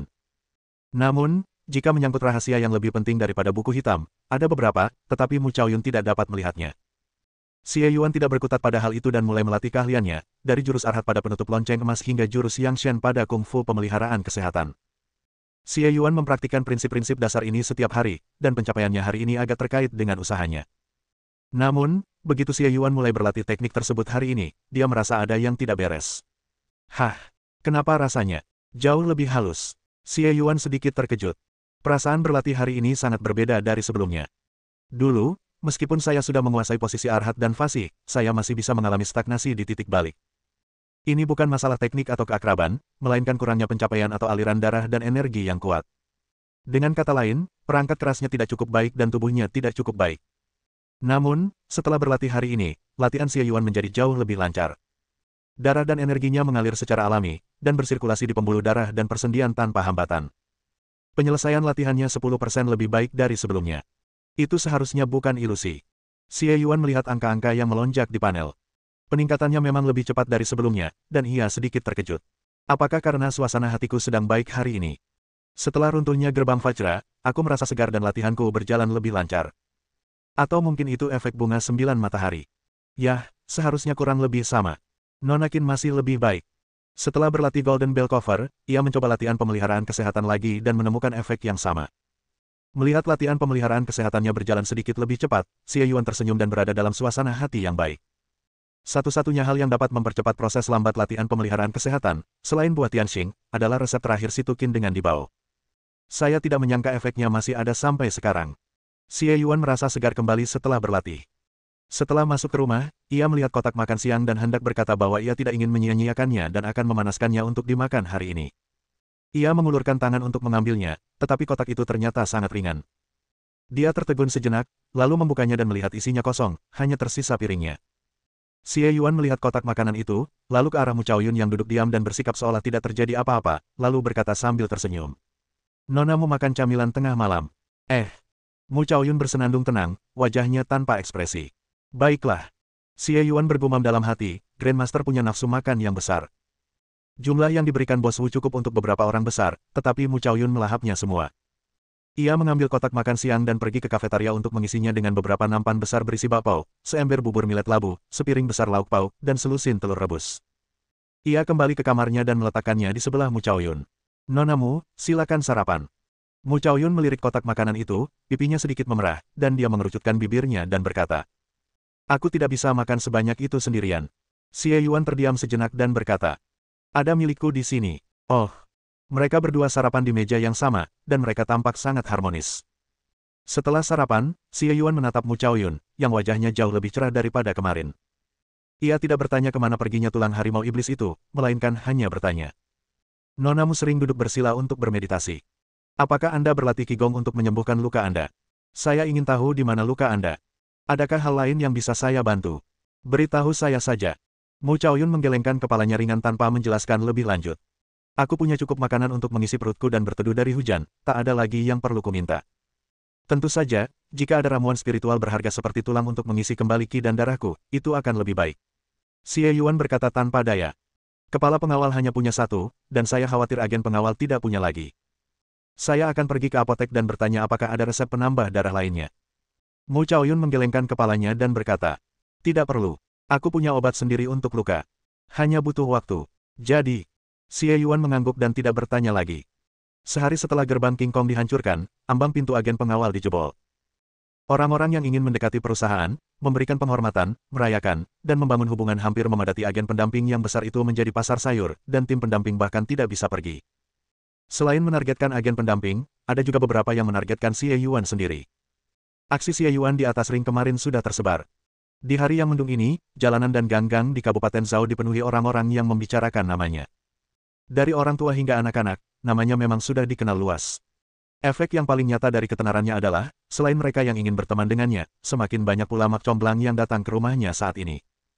Namun, Xie Yuan telah membuat kesepakatan dengan orang-orang di agen pendamping sebelumnya untuk menutup pintu bagi pengunjung, berkonsentrasi berlatih seni bela diri, dan tidak bertemu siapapun. Bersosialisasi terlalu merepotkan, lebih baik berlatih bela diri. Hal lainnya adalah Xie Yuan mungkin tidak bisa tinggal di Kabupaten Yunzhao terlalu lama, jadi tidak perlu membuang waktu. Operasional dan pengembangan agen pengawal ditangani oleh Shen Longteng dan beberapa pemimpin pengawal lainnya, dan Xie Yuan tidak peduli. Adapun Yu Chunsheng, dia sangat pendiam sampai hari ini. Terlepas dari kenyataan bahwa ia meluapkan amarahnya yang belum pernah terjadi sebelumnya kemarin dan bahkan menghancurkan kantor pemerintahan daerah, ia tidak mengambil tindakan lain dan sangat jujur. Ia bahkan tidak melakukan apa yang paling ia kuasai, yaitu menggunakan hukum pidana untuk membuat agen pendamping merasa jijik. Sekte Vajra adalah fondasinya dan kepercayaan terbesarnya. Tanpa dukungan finansial dan pribadi dari Sekte Vajra, Yu Chunseng hanya seperti rumput liar yang mengambang di pemerintahan dan tidak dapat menimbulkan masalah apapun. Ada banyak orang yang memperhatikannya, hanya menunggu kesempatan untuk menjatuhkannya. Xie Yuan masih memegang 2 halaman buku rekening di tangannya, menunggu Wakil Ketua Mahkamah Agung Prefektur Yunzu menyerang sehingga ia dapat melucuti seluruh kulit pelindung Yu Chunseng. Hari saat Yu Chunseng melepas seragam resminya adalah hari ia meninggal. Hari ini sudah dekat. Xie Yuan berlatih bela diri di balik pintu tertutup di halaman. Saat makan siang, ia pergi mengambil makanan untuk beberapa orang dan kembali makan bersama Mu Chaoyun. Prajurit biasanya memiliki nafsu makan yang baik, jadi meskipun Xie Yuan makan lebih banyak, tidak ada yang akan keberatan. Di waktu luangnya di sore hari, Xie Yuan berlatih di halaman lagi. Tinju pengguncang gunung Bagua dan kapak pemotong bulan, gaya bertarung ini juga memerlukan kerja keras. Xie Yuan sedang berlatih sambil berteriak ketika dia tiba-tiba mendengar suara Mu Chaoyun. Seandainya kau menahan sedikit lebih banyak kekuatan dan mengumpulkan lebih banyak momentum dalam serangan kapak yang kau lakukan tadi, hasilnya pasti akan jauh lebih baik. Xie Yuan terdiam saat mendengar suara itu, memikirkannya, lalu mendesis. Ia segera menggunakan jurus itu lagi, dan memang merasa bahwa kapak itu lebih dapat dikuasainya, dengan lebih banyak perubahan berikutnya, membuat musuh sulit melarikan diri. Xie Yuan tidak bisa menahan diri untuk tidak berkata dengan terkejut. Nonamu juga tahu teknik kapak. Bukan begitu. Namun, prinsip seni bela diri serupa. Jika Anda menguasai satu metode, Anda akan menguasai semua metode. Mu Chaoyun berdiri di dekat pintu, suaranya datar. Xie Yuan langsung terkagum-kagum. Orang di hadapannya adalah seorang Grandmaster, dan masih muda. Alam jembatan kembar langit dan bumi disebut Grandmaster, dan itu bukan nama acak. Seniman bela diri yang mampu mencapai ranah ini hanya 1 dari 10.000 dan sangat langka. Namun, mereka yang berada di ranah ini sudah mulai merasakan dunia luar dan memahami hakikat. Pemahaman mereka tentang seni bela diri sama sekali tidak sebanding dengan pelatihan eksternal atau ranah transformasi ki dan darah. Gelar Grandmaster memang pantas.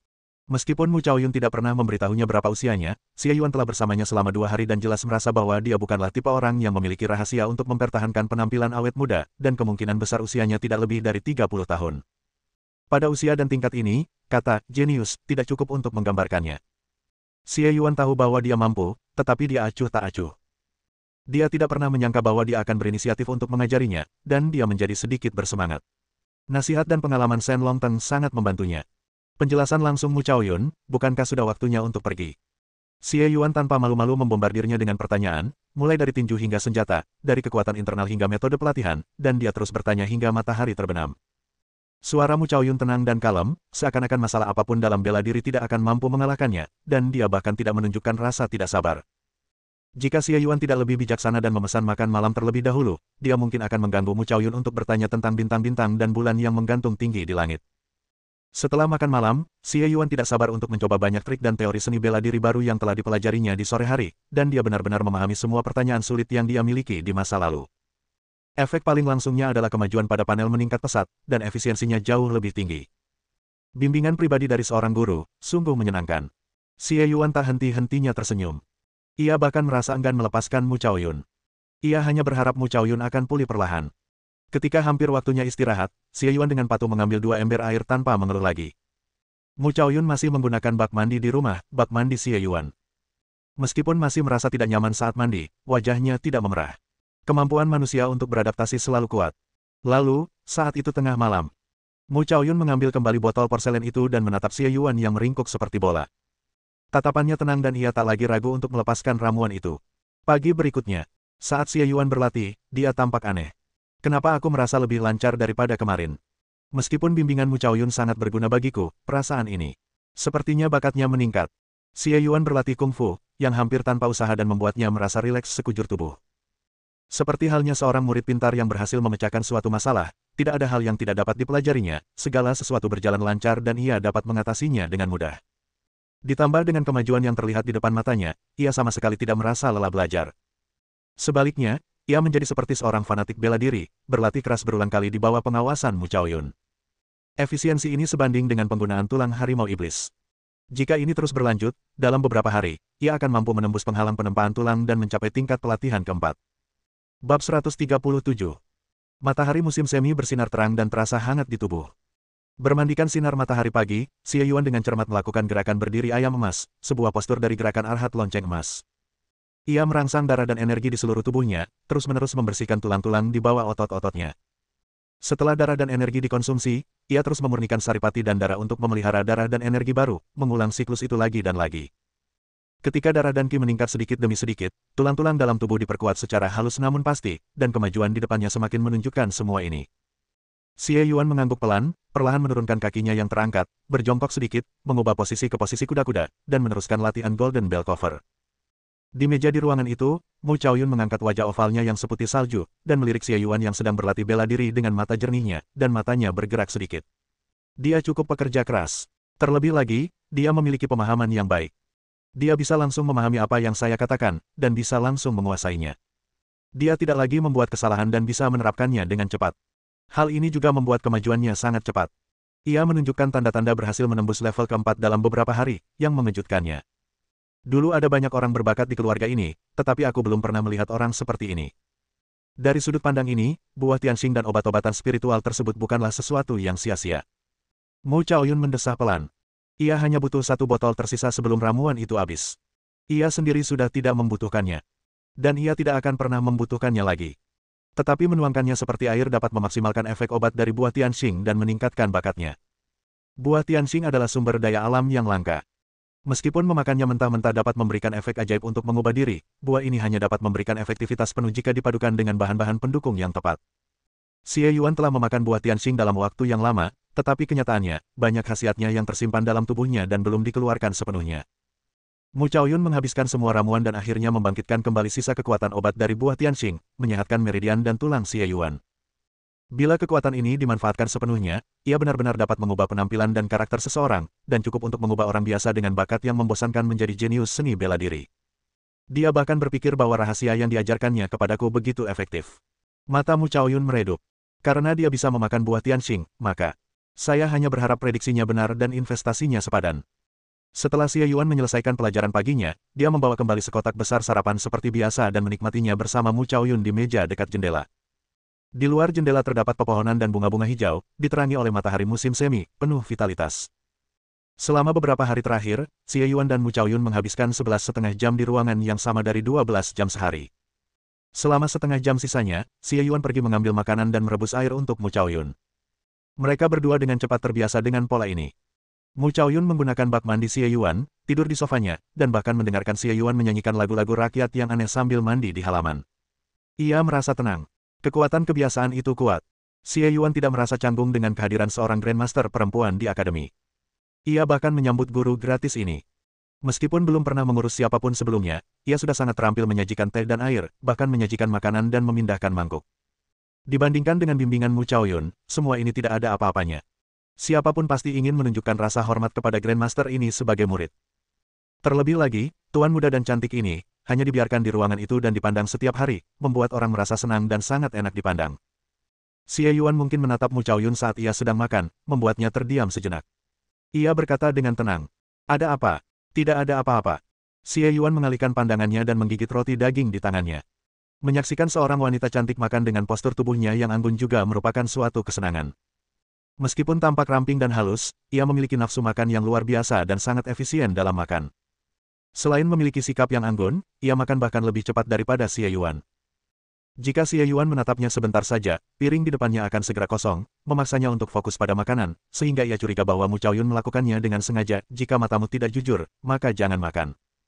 Namun, menurut Mu Chaoyun, semakin banyak makanan yang Anda makan, semakin cepat luka Anda sembuh. Setelah sarapan, Xie Yuan mengemasi kotak makan siangnya. Mu Chaoyun mengeluarkan teko seolah-olah sudah terbiasa dengan prosesnya, merebus air untuk membuat teh, dan menuangkan secangkir untuk Xie Yuan. Xie Yuan telah menerima banyak teh akhir-akhir ini, beberapa di antaranya sangat bagus. Tidak ada cara untuk menolak barang-barang ini, beberapa bahkan diberikan kepadanya oleh seseorang di luar yang menggunakan koneksi mereka untuk menyuruh pelayan agen pendamping memasukkan barang-barang itu. Meskipun Xie Yuan tidak punya pilihan selain menerimanya, dia sebenarnya tidak dapat mengingat siapa yang mengirim masing-masing barang itu. Melihat teh yang mengepul dalam cangkirnya, Xie Yuan dengan santai mengucapkan terima kasih dan tiba-tiba merasa emosional. Mengapa saya merasa kita memperlakukan satu sama lain secara setara? Ia melirik Mu Chaoyun dengan tenang dan melihatnya duduk santai di dekat jendela, menyesap teh dengan ekspresi damai. Wajahnya, sebening es dan salju, bermandikan sinar matahari musim semi, tampak dikelilingi lingkaran cahaya. Luka-lukanya berangsur-angsur sembuh, dan mungkin ia perlahan mulai terbiasa di sini. Ia menjadi lebih santai dan lebih bersemangat. Xie Yuan merasa bahwa temperamen kesepian Mu Chaoyun jelas telah memudar dalam 2 hari terakhir. Meskipun ia masih tidak banyak bicara, ia biasanya menjawab apapun yang ditanyakan Xie Yuan. Selain bela diri, percakapan yang paling umum antara keduanya adalah, "Nona Mu, waktunya makan, Nona Mu, silakan mandi." Sarung lonceng emasmu memang bukan yang terbaik di antara berbagai aliran sarung lonceng emas Buddha, tetapi seharusnya cukup untuk bertahan hingga tahap transformasi Qi dan darah. Sedangkan untuk energi internalmu, ia mengikuti jalur Tao. Ia netral dan damai, tanpa ciri khas apapun, namun ia merangkul segalanya. Sungguh luar biasa, tetapi aku tidak tahu seberapa jauh jangkauannya. Namun untuk saat ini, berlatihlah dengan tekun, dan tidak akan ada masalah. Mu Chaoyun tiba-tiba berkata, lalu meliriknya. Kamu harus pergi berlatih. Xie Yuan tak punya pilihan selain mengalihkan pandangannya diam-diam. Cara Mu Chaoyun mengingatkannya untuk tidak menatap atau melihat-lihat sembarangan cukup bijaksana. Namun, sang guru memiliki sikap seorang guru. Meskipun ia sedikit terkejut karena mengetahui sarung lonceng emas, ia tidak pernah bertanya dari mana asal sarung lonceng emas dan latihan pemeliharaan kesehatan, dan ia sama sekali tidak peduli. Melalui bingkai jendela, Xie Yuan tengah berteriak dan berlatih bela diri di halaman, berkeringat deras. Mu Chaoyun tengah bersandar setengah badan di jendela, mengangkat cangkir teh, tanpa sengaja menatap pola teratai di pergelangan tangannya sejenak, lalu diam-diam meminum tehnya. Pada malam hari, Mu Chaoyun mengelus dahi Xie Yuan, membuatnya tertidur lelap, lalu membuka botol porselen dan menuangkan cairan ke tenggorokannya. Botol terakhir. Jika Mu Chaoyun mengerutkan bibirnya dan menatap diam-diam Xie Yuan yang terbaring di lututnya. Hampir sampai. Keesokan paginya, Xie Yuan menatap panel di depannya dengan mata cerah. Kemajuan latihannya sangat cepat dalam beberapa hari terakhir, dan dia hanya selangkah lagi dari level keempat. Hari ini adalah hari terobosan. Xie Yuan berusaha keras berlatih Arhat Pose berulang-ulang. 998, 999. Melihat angka-angka di depannya, Xie Yuan menarik napas dalam-dalam. Darah dan energi telah mencapai batasnya saat ini, dan penempaan serta penguatan tulang hanya tinggal sedikit lagi. Semuanya hanya menunggu kesempatan, kilasan inspirasi, dan terobosan dapat dilakukan jika saja orang lain yang melakukannya. Namun bagi Xie Yuan, semua ini terjadi secara alami. Peluang dan hambatan tidaklah penting. Selama ada cara untuk berlatih, ia akan berlatih saja dan menyerahkan solusinya kepada panel. 1000. Penutup lonceng emas, tingkat kedua, 1000/1000. Font di depanku berubah dalam sekejap. Sampul lonceng emas tingkat ketiga, 1/2000. Namun, mata Xie Yuan kehilangan fokus dan dia tidak menyadari perubahan dalam teks tersebut. Darah dan energinya telah mencapai kesempurnaan, dan tahap terakhir penempaan tulang telah selesai. Tiba-tiba, tulang-tulang di sekujur tubuhnya mulai mengeluarkan suara ledakan, yang menandakan bahwa penempaan tulang telah berhasil diselesaikan. Ratusan tulang menyelesaikan metamorfosis, dan kekuatan yang dihasilkan sangat mencengangkan, jauh lebih kuat dari sesi latihan ketiga. Dengan tulang yang kuat, kemampuan bertahannya secara keseluruhan meningkat secara alami, ditambah lagi ia telah berlatih Golden Bell Cover, yang telah mencapai level ketiga. Gerakan biasa dari lawan di tahap latihan eksternal mungkin tidak dapat menembus pertahanannya. Ketika orang lain memukulnya, rasanya tidak sakit. Namun, ketika Xie Yuan memukul orang lain, pukulan yang mengandung kekuatan 4 latihan dan keterampilan menjaga kesehatan tingkat keempat bisa berakibat fatal. Penguatan tulang bukan hanya tentang tingkat tulang ini. Setelah penguatan tulang selesai, keempat tingkat latihan eksternal pun selesai. Seluruh tubuh prajurit dilatih hingga mencapai tingkat tertentu, dan seluruh tubuh diperkuat menjadi satu kesatuan. Lompatan kekuatan terbesar dalam latihan eksternal adalah lompatan kekuatan. Xie Yuan memejamkan matanya sedikit, merasakan kekuatannya meningkat pesat dibandingkan sebelumnya. Jika ia melawan ketiga anggota Sekte Tiga Vajra saat ini, ia benar-benar bisa menghancurkan mereka dengan satu kapak. Panggilan. Xie Yuan menghela napas, membuka matanya, dan tersenyum cerah. Setelah menyelesaikan pelatihan eksternal, itu dianggap sebagai pencapaian kecil, dan bahkan Xie Yuan merasa senang karenanya. Selamat. Suara Mu Chaoyun terdengar dari dalam ruangan. Xie Yuan berbalik dan melihatnya duduk di dekat jendela, mengangguk pelan. Xie Yuan mengepalkan tinjunya. Saya juga harus berterima kasih kepada Nona Mu atas bimbingannya. Itu juga kerja kerasmu sendiri. Ekspresi Mu Chaoyun tenang.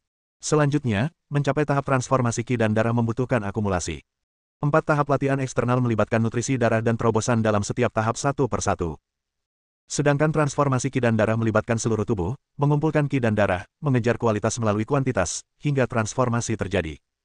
Seluruh tubuh sedang mengalami transformasi, dan peningkatannya secara alami tak tertandingi oleh tingkat latihan eksternal manapun. Terobosan kerana yang lebih tinggi adalah sesuatu yang belum pernah saya alami sebelumnya, dan peningkatan kekuatannya tak terbayangkan. Xie Yuan mengangguk, merasa agak menantikannya. Namun, Ia baru saja mencapai terobosan, dan butuh waktu untuk mencapai level berikutnya. Konon, setelah 3 transformasi ki dan darah, tubuh seorang pejuang akan diperkuat hingga batas maksimal, menjadi hampir tidak manusiawi. Untuk melangkah lebih jauh, ia perlu mencari bantuan eksternal dan memahami dunia. Dia melirik Mu Chaoyun dengan tenang.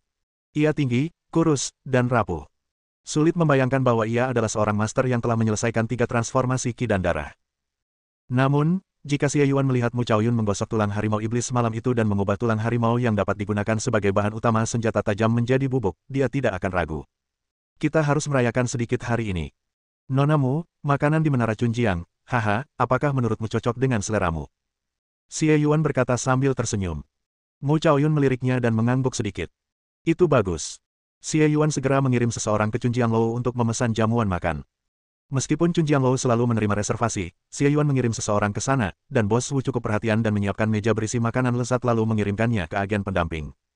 Mereka berdua melahap seluruh ruangan dalam sekejap. Xie Yuan, setelah mencapai terobosannya, tampak bersemangat dan memiliki nafsu makan yang baik. Di sisi lain, Mu Chaoyun tidak bisa makan cukup karena lukanya belum sembuh. Setelah makan malam, keduanya memindahkan meja dan kursi ke halaman, memasak anggur, dan mengamati bulan.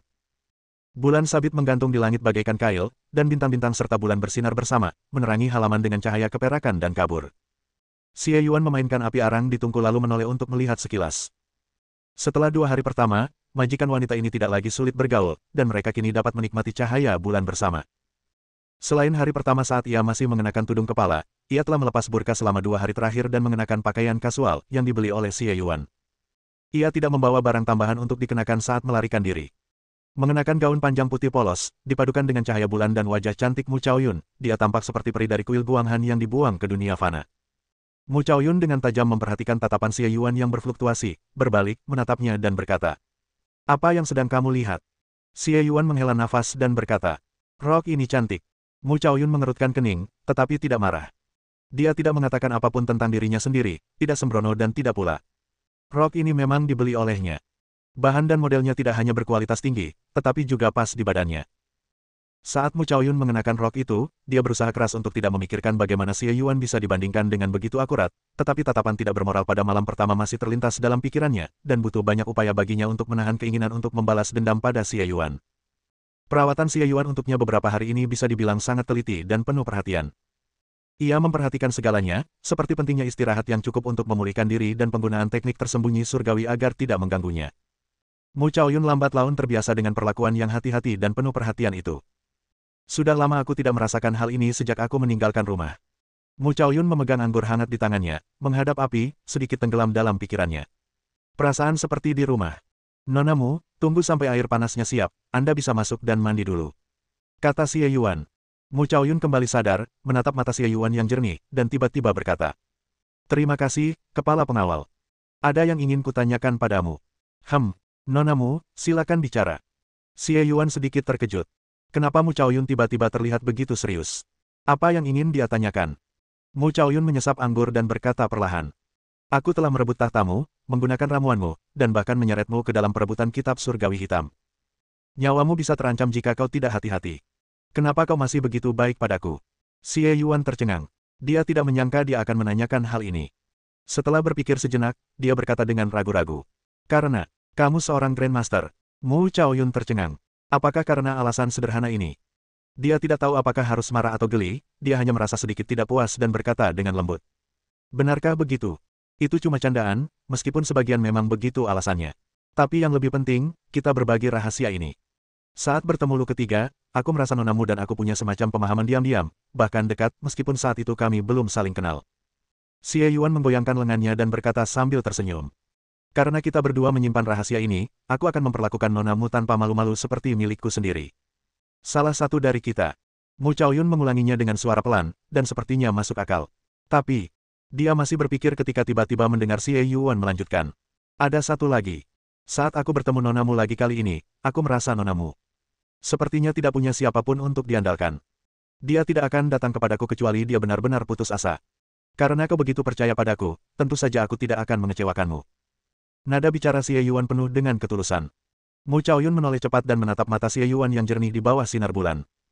Matanya sedikit bergetar, dan tanpa sadar ia menghindarinya. Bibir merahnya bergerak sedikit, lalu dia mengerucutkannya dengan lembut. Apakah aku butuh belas kasihanmu? Suara Mu Chaoyun dingin, wajahnya tegas dan serius. Xie Yuan menghela napas, dan melihat sikapnya tiba-tiba berubah drastis, dia menjelaskan. Bukan itu maksudku. Dia menggelengkan kepalanya, tidak berkata apa-apa lagi, dan hanya menyesap anggur panas. Mu Chaoyun menatapnya, lalu menatap kompor hangat di depannya, kelopak matanya sedikit terkulai, dan tangannya bergerak. Xie Yuan tiba-tiba mendengar suara samar datang dari samping. Terima kasih, Kapten, apakah Anda ingin memahami teratai 8 trigram? Bab 138. Mendengar ini, Xie Yuan tiba-tiba menoleh dan melihat teratai dua warna mengambang dengan tenang di tangan Mu Chaoyun. Halaman itu diselimuti lapisan cahaya redup, mengisolasi cahaya bulan di luar, seolah-olah itu adalah ruang virtual yang independen. Cahaya hitam putih bagaikan mimpi berkelap-kelip, menyelimuti Xie Yuan dan Mu Chaoyun bersama-sama. Xie Yuan memandangi teratai dua warna yang indah dengan satu sudut yang hilang. Alas 8 diagram di bawahnya berputar perlahan, dan semuanya melayang di atas tangan giok Mu Chaoyun, begitu indah. Sebelum dia bisa menjawab, Mu Chaoyun menjabat tangannya, dan bagua lotus terlempar dan melayang di udara. Xie Yuan terkejut dan bergegas menangkapnya. Ia memegangnya di tangannya, tetapi benda itu masih mengambang. Melihat ini, Mu Chaoyun melengkungkan bibirnya, lalu segera menghilang, dan berkata dengan ringan. Kalau benda ini rusak, pasti sudah lama hilang. Ini bukan harta karun surgawi. Ekspresi Xie Yuan berkedip di bawah cahaya teratai bagua di dekatnya, dan dia berkata dengan terkejut. Nonamu, harta karun ini. Aku tahu kamu selalu tertarik. Ngomong-ngomong, aku tidak bisa selalu memahaminya.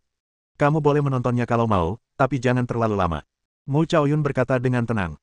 Terima kasih banyak, Nonamu.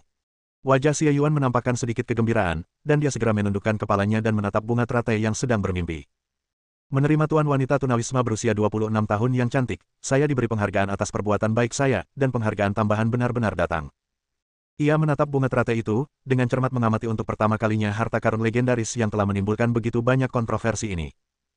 Bunga teratai itu mengapung dengan tenang, pangkalnya terus berputar, dan seiring terpancarnya cahaya redup, Xie Yuan perlahan-lahan merasakan bahwa kelopak bunga teratai yang tampaknya diam itu tampak terus-menerus membuka dan menutup, bagaikan bunga teratai yang mekar dan layu, lalu bereinkarnasi lagi, lahir dan mati. Tampaknya ada perubahan yang tak berujung dalam hal ini. Pikiran Xie Yuan perlahan-lahan menjadi tidak menyadari hal-hal eksternal, dan ia tenggelam dalam misteri kelahiran dan kematian yang tak berujung yang terkandung dalam teratai ini. Dia tampaknya melihat lagi gambaran pengaktifan buku hitam hari itu, segala macam senjata yang kacau, bunga teratai di langit, dan lempengan bagua yang gelap, serta embun beku dan api, bayangan tinju dan angin tendangan. Xie Yuan tiba-tiba merasakan dingin di dahinya dan terbangun dengan tiba-tiba. Mu Chaoyun menarik tangan rampingnya, dan dengan gerakan kecil, dia mengambil bagua lotus kembali ke telapak tangannya dan menghilang. Sudah kubilang, jangan melihat benda ini terlalu lama. Dia berkata lembut sambil menatap Xie Yuan. Apa saja yang telah kamu pelajari? Xie Yuan jelas merasa itu hanya sesaat, tetapi dia melihat anggur di sebelahnya menjadi jauh lebih dingin, dan jelas bahwa beberapa waktu telah berlalu. Dia merasa sangat lelah, dan keringat membasahi punggungnya, membasahi seluruh pakaian dalamnya. Buku hitam yang asli memang agak berbahaya. Xie Yuan bersandar di kursinya, menutup matanya, mencubit alisnya dengan tangannya, dan berkata dengan lelah. Semuanya kacau. Aku tidak menyadari apapun. Itu wajar. Kau memahami sesuatu secara kebetulan saat itu, dan kau memahami dua hal. Salah satunya adalah teknik tersembunyi surgawi. Itulah yang membingungkan. Mu Chaoyun berkata dengan ringan, matanya bergerak, lalu berkata. Kamu sudah lelah sekarang, jadi sebaiknya kamu istirahat.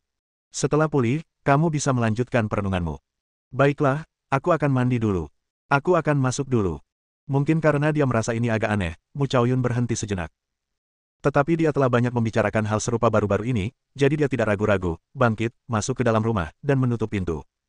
Xie Yuan memperhatikan Mu Chaoyun masuk, memegang dahinya, ekspresinya sedikit berubah. Dia selalu penasaran dengan buku hitam, tetapi ini adalah hal yang paling sensitif bagi Mu Chaoyun. Meskipun mereka berdua sudah akrab setelah beberapa hari, dia tidak pernah berani bertanya terlalu banyak. Saya tidak menyangka dia benar-benar akan menawarkan untuk mencerahkan saya. Apakah dia juga salah satu orang di hati Mu Chaoyun? Xie Yuan menggertakkan giginya dan mengusap dahinya untuk mengurangi rasa sakit di kepalanya. Konsumsinya memang besar, tapi saya belum menyadari apapun. Tidak setiap saat saya akan mendapatkan keberuntungan dan kesempatan. Meskipun buku hitam adalah harta karun, ia juga memiliki persyaratan ketatnya sendiri. Jika Anda benar-benar ingin mendapatkan sesuatu, semuanya tergantung pada persepsi yang mendalam. Namun, Xie Yuan tidak mendapatkan apa-apa. Buku hitam, 3/100. Melihat angka kemajuan yang meningkat 2 poin, Xie Yuan menyeringai. Ini benar-benar berhasil. Ia tidak butuh keberuntungan atau kesempatan, ia juga tidak butuh pencerahan samar-samar, ia hanya perlu berusaha sedikit. Saya tidak tahu keuntungan apa yang bisa saya dapatkan setelah saya menemui kemajuan. Memikirkan ilmu pedang yang sempurna pada saat itu dan teknik Tianyin yang tak terduga, Xie Yuan merasakan perasaan hangat di hatinya dan merasa antisipasi. Untuk beberapa waktu setelah itu, Xie Yuan berlatih seni bela diri di bawah bimbingan Mu Chaoyun, dan kekuatannya meningkat pesat. Sejak dia mulai berlatih, kemajuannya tidak pernah secepat ini, dan kemajuannya dalam latihan keempat bahkan lebih baik daripada saat dia pertama kali memulai, yang membuat Xie Yuan sedikit bersemangat. Perubahan dalam tubuh terasa halus dan saling memengaruhi melalui peningkatan yang terjadi setiap hari.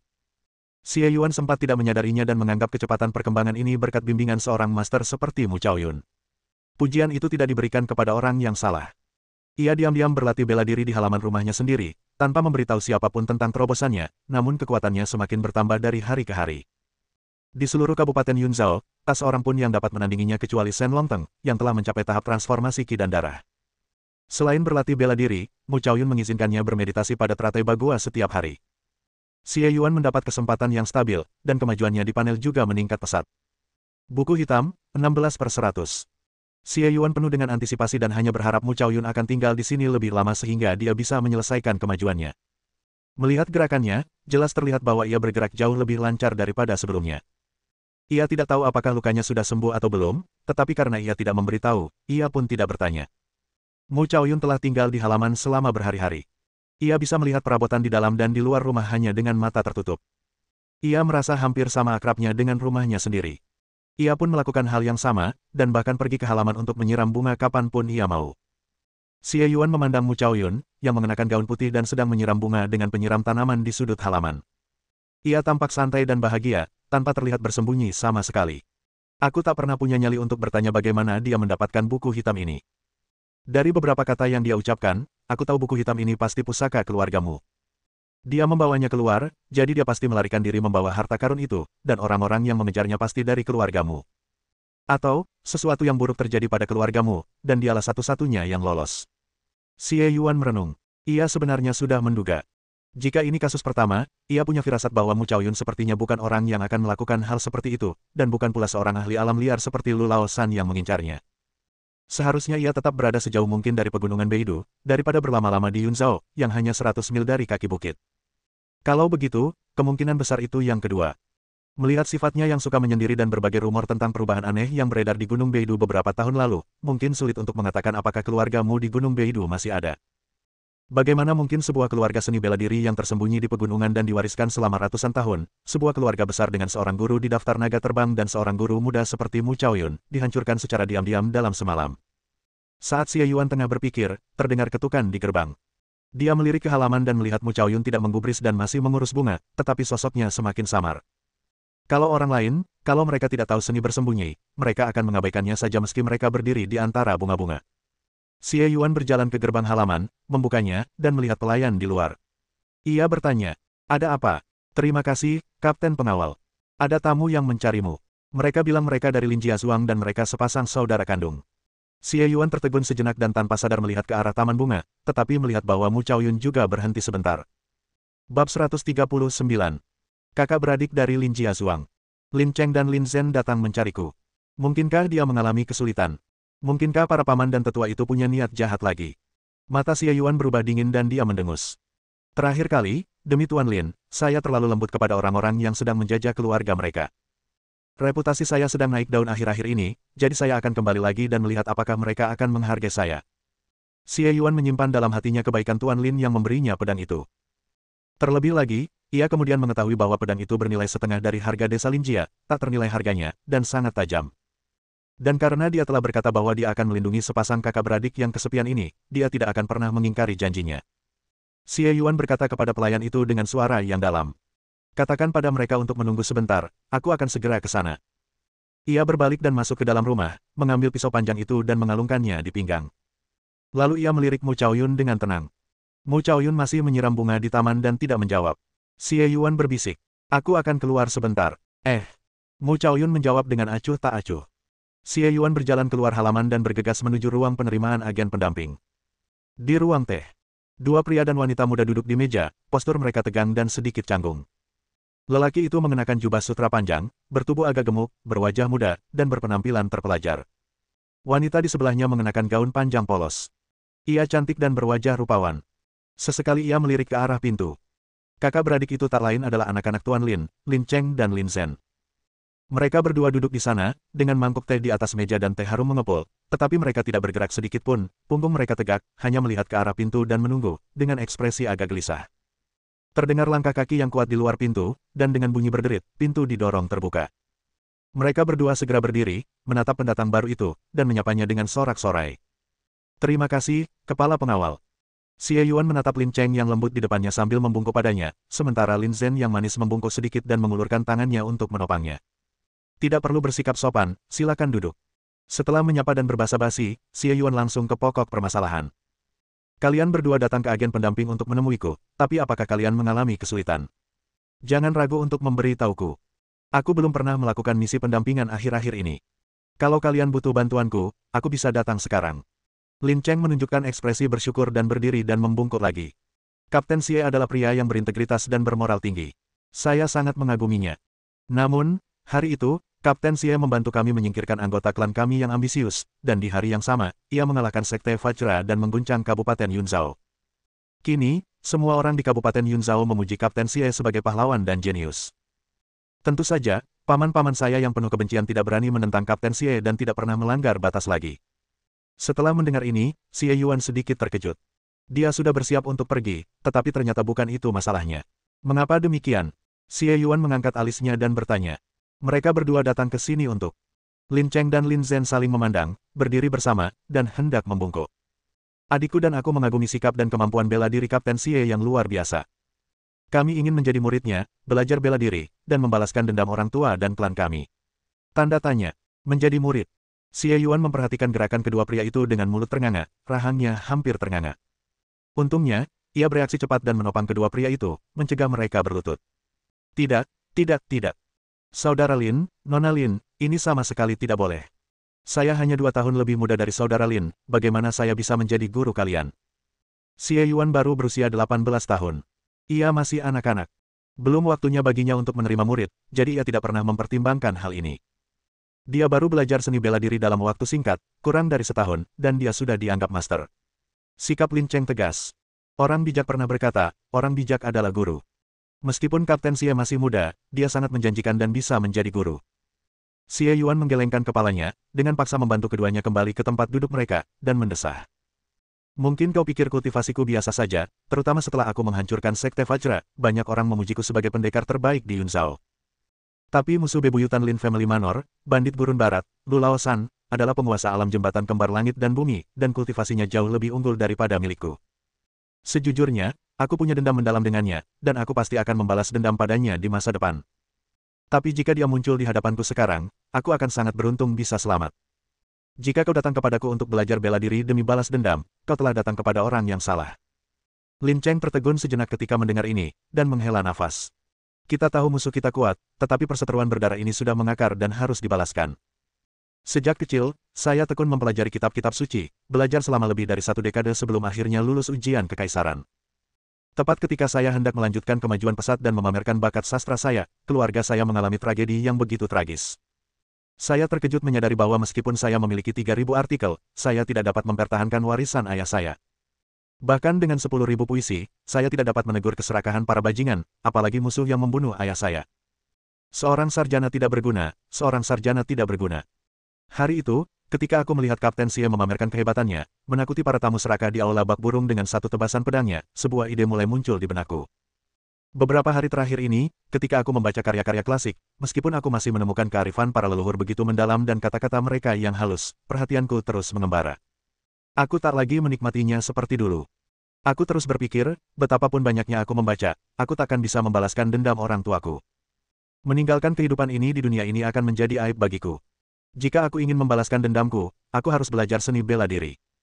Jika aku tidak bisa membalaskan dendam orang tuaku, aku tidak akan layak menerima kebaikan mereka dalam membesarkanku. Meskipun adikku diperlakukan bak permata dan dimanja sejak kecil, aku tetap bersumpah untuk membalas dendam. Aku dan adikku telah memutuskan dan ingin menekuni seni bela diri. Terima kasih, Master Pendamping, atas dukunganmu. Setelah Lin Cheng selesai berbicara, dia menarik Lin Zhen untuk membungkuk lagi. Xie Yuan hanya menghela napas dan membantu mereka berdiri. Aku mengerti niatmu. Namun, aku tidak bisa menerimamu sebagai muridku. Kuharap kau mempertimbangkannya kembali dengan saksama. Jadi, silakan datang ke agen pengawalan dulu. Aku akan meminta seseorang mengajarimu beberapa seni bela diri dasar. Soal menjadi muridku. Aku akan memikirkannya untukmu. Dia memikirkannya dan punya beberapa ide. Balas dendam untuk orang tua adalah hal yang wajar, apalagi hubungan Xie Yuan dengan mereka. Ia bersedia memikirkan solusi untuk mereka, tetapi ia tidak akan membahas pengangkatannya sebagai murid. Melihat sikap tegas Xie Yuan, Lin Cheng tidak punya pilihan selain menerima tawaran menjadi muridnya dan menyetujuinya terlebih dahulu. Xie Yuan mengantar mereka berdua keluar dari agen pendamping dan meminta mereka kembali besok. Ia akan mengatur seseorang untuk menghadiri kelas, lalu kedua belah pihak berpamitan. Di kereta, Lin Cheng menghela nafas. Sayang sekali ketua Xie tidak mau menerima kita. Tapi setidaknya aku sudah mengambil langkah pertama dalam latihan bela diriku. Lin Zhen hampir tidak berbicara sepanjang hari, karena saudaranya berbicara untuknya, tetapi matanya terus memandangi Xie Yuan. Pada saat ini, tidak ada penyesalan di wajahnya yang seukuran telapak tangan. Enaknya nggak jadi murid. Enaknya bisa latihan bela diri. Meskipun mereka telah setuju untuk menjadi muridnya sebelumnya, ia merasa agak lega ketika mendengar Xie Yuan tidak mau menerima mereka sebagai muridnya. Dan ketika ia mendengar Xie Yuan ingin membiarkan mereka berlatih bela diri di agen pendamping, rasanya lebih baik lagi dan ia merasa sedikit bersemangat. Kau tidak tahu apa-apa, nak. Kapten Xie masih sangat muda dan menjanjikan. Meskipun kekuatannya saat ini tidak terlalu tinggi, dia pasti punya potensi tak terbatas di masa depan. Kita jelas-jelas memanfaatkannya dengan menjadi muridnya. Sayang sekali, sayang sekali. Lagi pula, Lin Cheng telah menerima pendidikan dan lulus ujian kekaisaran, jadi dia memiliki visi jangka panjang. Lin Zhen melengkungkan bibirnya. Siapa yang tidak mengerti siapa? Lin Zhen mungkin tidak mengerti perhitungan seni bela diri, tetapi Lin Cheng tidak mengerti pikiran gadis. Xie Yuan kembali ke halamannya dan melihat Mu Chaoyun sedang membaca buku di dekat jendela dengan secangkir teh hangat di atas meja. Tentu saja, dia tidak membawa buku apapun, tetapi di tangannya terdapat salinan, catatan pendamping, dari agensi pendamping, yang dibacanya dengan penuh minat. Xie Yuan tidak mengerti pelatihan dan metode penyembuhan Grandmaster, jadi dia hanya menggelengkan kepalanya dan berkata, "Aku kembali." Mu Chaoyun berkata ringan tanpa mengangkat kelopak matanya. Satu-satunya yang hilang hanyalah nasi di panci, dan dia hampir seperti tuan rumah di halaman ini. Xie Yuan diam-diam mengeluh, masuk ke kamar dan bertanya, "Nona Mu, saya punya pertanyaan untuk Anda." "Kamu bilang." Mu Chaoyun menutup buku, duduk di meja, dan menatap Xie Yuan. Sinar matahari masuk melalui jendela dan menyinari profil Mu Chaoyun. Pembuluh darah hampir terlihat di pipinya yang putih, dan wajahnya yang sempurna tampak berseri-seri. Meskipun Xie Yuan sudah sering melihat ini dalam beberapa hari terakhir, pemandangan ini masih membuatnya tertegun sejenak sebelum dia bertanya. "Apakah kamu tahu sesuatu tentang Sekte Pedang Yunsan? Bisakah kamu memberitahuku?" Alis Mu Chaoyun bergerak sedikit, lalu dia mengangguk pelan, nadanya sedikit serius. Sekte Pedang Yunsan adalah salah satu dari dua sekte pedang teratas di Dali. Dalam hal ilmu pedang murni, hanya Paviliun Changjian di antara 4 sekte yang dapat melampauinya. Xie Yuan sedikit tercengang. Ia hanya tahu bahwa sekte pedang Yunsan adalah sekte nomor 1 yang tak terbantahkan di Yunzhou, dan statusnya lebih stabil daripada badan pengawal Longteng di Yunzhou. Tidak ada sekte lain yang mampu menandinginya. Namun, ia tidak menyangka sekte itu begitu kuat. Tingkat ilmu pedangnya termasuk yang terbaik di seluruh Dali. Hanya Paviliun Changjian, sekte teratas di antara 1 agama, 2 sekte, 4 aliran, dan 8 keluarga, yang mampu melampauinya. Ilmu pedang mereka mendalam dan tak terduga, dan kekuatannya sungguh menakjubkan. Keluarga saya pernah berkomunikasi dengan mereka sebelumnya, dan mereka memang luar biasa. Selain seni bela diri, sekte ini juga cukup bagus, dengan atmosfer yang bersih dan jujur. Ini adalah sekte kultivasi pedang yang murni. Mu Chaoyun berkomentar, lalu menatapnya. "Apakah kamu tertarik bergabung dengan sekte pedang Yunsan? Itu pilihan yang bagus." Xie Yuan tetap tidak berkomitmen. "Biar ku jelaskan. Soal kakak dan adik keluarga Lin. Kau tahu, mereka ingin belajar bela diri. Aku sedang mempertimbangkan lagi untuk tidak membiarkan mereka pergi ke sekte pedang Yunsan untuk mencobanya." Ekspresi Mu Chaoyun tenang. "Apa yang aku tahu? Aku hanya bilang kau kenal mereka. Saya tidak mengenalnya." Xie Yuan sedikit mengernyit. "Kaulah yang membawa Lu Lao San ke Lin Jiasuang. Mengapa kamu ingin membela aku atas nama mereka?" Mu Chaoyun menyela dengan tenang. Xie Yuan mengerutkan kening lebih erat. "Bukan itu maksudku. Ini bukan salahmu. Bukan begitu. Kalau aku tidak memasuki rumah keluarga Lin hari itu, aku tidak akan bisa lolos dari kejaran Lu Lao San di alam liar. Itulah satu-satunya jalan keluar yang kuperhitungkan." Mu Chaoyun mengangkat kepalanya sedikit dan berkata dengan acuh tak acuh. "Mereka tidak cukup kuat, jadi apa hubungannya denganku? Aku tidak tahu apa yang terjadi selanjutnya. Tapi kalaupun aku tahu, kalau itu terjadi lagi, aku akan membuat pilihan yang sama." Xie Yuan awalnya tidak banyak berpendapat, tetapi setelah mendengar ini, alisnya berkerut dan dia berkata dengan suara yang dalam. Kalau kamu mau menyalahkan mereka, ini jawabanku." Mu Chaoyun mengangkat sudut bibirnya dan mencibir. Ini pertama kalinya ia tersenyum di depan Xie Yuan. Wajah ovalnya yang cantik tampak sangat dingin dan cantik, tetapi Xie Yuan merasa seolah-olah ia tidak mengenalnya. Mungkin dia tidak memahaminya sama sekali. Keluar. Menyadari perubahan di mata Xie Yuan, Mu Chaoyun menurunkan pandangannya, menatap buku di depannya, dan berkata dengan ringan. Xie Yuan menutup mulutnya, mendengus dingin, dan berjalan pergi. Pintu halaman terbanting menutup. Mu Chaoyun tetap tak bergerak, menatap buku di depannya. Ia tak membalik satu halaman pun hingga tehnya dingin, bagaikan patung. Xie Yuan berjalan di sekitar agen pendamping dengan linglung, mengabaikan sapaan orang-orang, meninggalkan banyak pendamping saling berpandangan dengan bingung. Kadang dia diam-diam berpikir bahwa dia tidak seharusnya menjadi orang yang tidak berperasaan, berdarah dingin, dan egois. Kadang dia berkata bahwa mereka baru saling kenal dalam waktu singkat dan sulit mengetahui isi hati seseorang melalui penampilan. Kadang dia berkata bahwa mereka hanya bertemu secara kebetulan dan tidak masalah siapa dia. Setelah itu dia akan mengembalikan masalah besar buku hitam dan mereka tidak akan ada hubungannya lagi satu sama lain dan itu tidak ada hubungannya dengan dia. Setelah sekian lama merasa kesal, Xie Yuan sendiri tidak tahu mengapa ia begitu banyak pikiran. Ia hanya bisa menggelengkan kepala dan memanggil seorang pelayan untuk membantunya menyampaikan pesan ke Menara Chunjiang. Tidak lama kemudian, balasan Bos Wu datang. 2 hari kemudian, tamu terhormat dari Sekte Pedang Yunsan memesan jamuan makan di Menara Chunjiang. Bab 140. Setelah menerima balasan, Xie Yuan mengangguk dan memutuskan untuk membawa saudara-saudari Lin ke Menara Chunjiang untuk bertemu dengan orang-orang dari Sekte Pedang Yunsan dalam 2 hari. Saya dengar dari Bos Wu bahwa lelaki itu adalah diaken sekte luar dari Sekte Pedang, orang yang berkeliling keluar mencari murid, dan dialah orang yang tepat. Adapun Xie Yuan sendiri, dia belum memutuskan apakah akan bergabung dengan Sekte Pedang di masa depan, jadi dia memutuskan untuk menunggu dan melihat, dan membiarkan saudara-saudari Lin membantunya menjelajahi jalan. Setelah mengambil keputusan, Xie Yuan menatap langit, berlari ke kafetaria untuk mengambil kotak makan siang besar berisi berbagai macam hidangan, lalu perlahan-lahan membawanya kembali ke halaman rumahnya. Mencicit. Pintu halaman terbuka perlahan, dan Xie Yuan mengintip dari dalam. Melihat tidak ada seorang pun di jendela, ia pun melangkah masuk dengan tenang. Di ruang dalam, Mu Chaoyun, yang sedang duduk bersila, menggerakkan alisnya sedikit, lalu lubang hidungnya berkedut, membuka matanya bergerak sedikit, lalu menutup matanya lagi. Xie Yuan masuk ke ruangan dan melihat Mu Chaoyun duduk bersila dengan mata terpejam seperti patung. Ia lalu membuka kotak makanan dan meletakkannya di atas meja. Nona Mu, waktunya makan malam. Xie Yuan memanggil, tetapi melihat Mu Chaoyun tidak menghiraukannya dan tidak bergerak, dia tersenyum, mengambil sumpitnya, dan mulai makan. Mu Chaoyun mendengarkan suara Xie Yuan sedang makan, hidung mancungnya berkedut 2 kali, dan alisnya berkerut semakin erat. Akhirnya, dia tidak bisa menahan diri untuk membuka matanya dan berkata dengan dingin. Mengapa kamu makan dengan berisik sekali? Baunya enak sekali. Hari ini kokinya membuat semur darah babi dan memanggang burung merpati. Itu spesialisasinya. Saya tidak akan membahas rasanya. Xie Yuan menyeka mulutnya dan tersenyum. Nona Mu, ayo makan. Hidangan ini bisa menghasilkan darah dan akan baik untuk lukamu. Setelah mendengar kalimat terakhir, alis Mu Chaoyun mengendur pelan dan ekspresinya sedikit melunak. Dia bersenandung pelan, melangkah, berjalan ke meja, duduk dan mulai makan. Xie Yuan tersenyum kecil, tidak berkata apa-apa lagi, dan dengan tenang mencuci piring di depannya. Setelah makan, Xie Yuan membersihkan semuanya dengan rapi, menyeduh sepoci teh untuk setiap orang, dan berkata perlahan.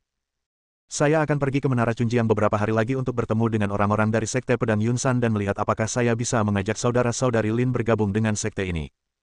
Kalau saya akan menunggu dan melihat saja. Saya belum memutuskan. Apapun. Mu Chaoyun tetap diam. Xie Yuan meliriknya dan berkata, kedua saudaramu, selain lu ketiga, juga membencimu, meskipun mereka tidak tahu siapa dirimu. Aku sudah mencoba membujuk mereka, tetapi mereka tidak mau mendengarkan. Mereka bahkan bilang ingin membalas dendam padamu. Apapun yang mereka inginkan. Mu Chaoyun berkata dengan tenang. Tapi kalau mereka datang mencariku, aku tidak akan hanya duduk di sana dan menunggu kematian. Xie Yuan menatapnya dan tiba-tiba tertawa.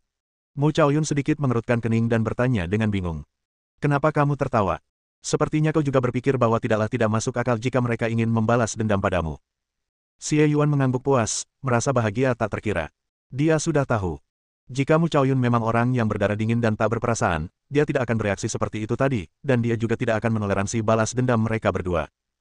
Selama Mu Chaoyun dan Xie Yuan tidak memiliki nilai-nilai yang sepenuhnya berbeda, dia merasa bahwa mereka berdua masih bisa tidur di halaman yang sama, dan semua kekesalannya akan hilang.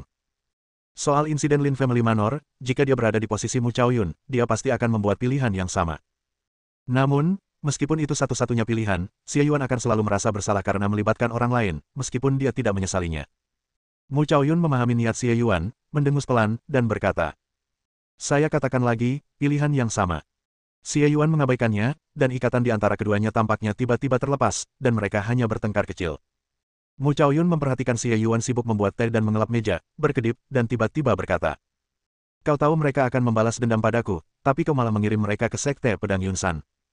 Xie Yuan tertegun sejenak, lalu menoleh, dan melihat Mu Chaoyun menatapnya dengan tatapan gelap. Ia mendesis, "Mereka tidak tahu siapa kamu. Bagaimana kalau mereka tahu suatu hari nanti? Kalau mereka berhasil belajar dan membalas dendam padaku, apa yang akan kau lakukan?" Sekte Pedang Yunsan memang kuat. Mu Chaoyun berkata dengan ringan. Xie Yuan tertawa canggung. Bukankah itu mungkin? Mereka sama sekali tidak punya kekuatan sekarang. Sekalipun mereka berlatih seumur hidup, mereka tidak akan pernah bisa menyamai guru besar sepertimu. Tidak ada yang mutlak di dunia ini. Jika mereka jenius, siapa tahu, mereka mungkin mencapai pencerahan suatu hari nanti. Mu Chaoyun membuat asumsi dan menatap Xie Yuan. Saya hanya ingin bertanya, kalau begitu siapa yang harus Anda bantu? Xie Yuan mengedipkan matanya. Berhenti berkelahi.jpg. Saya tidak suka berkelahi, saya hanya suka menyelesaikan pertengkaran.jpg.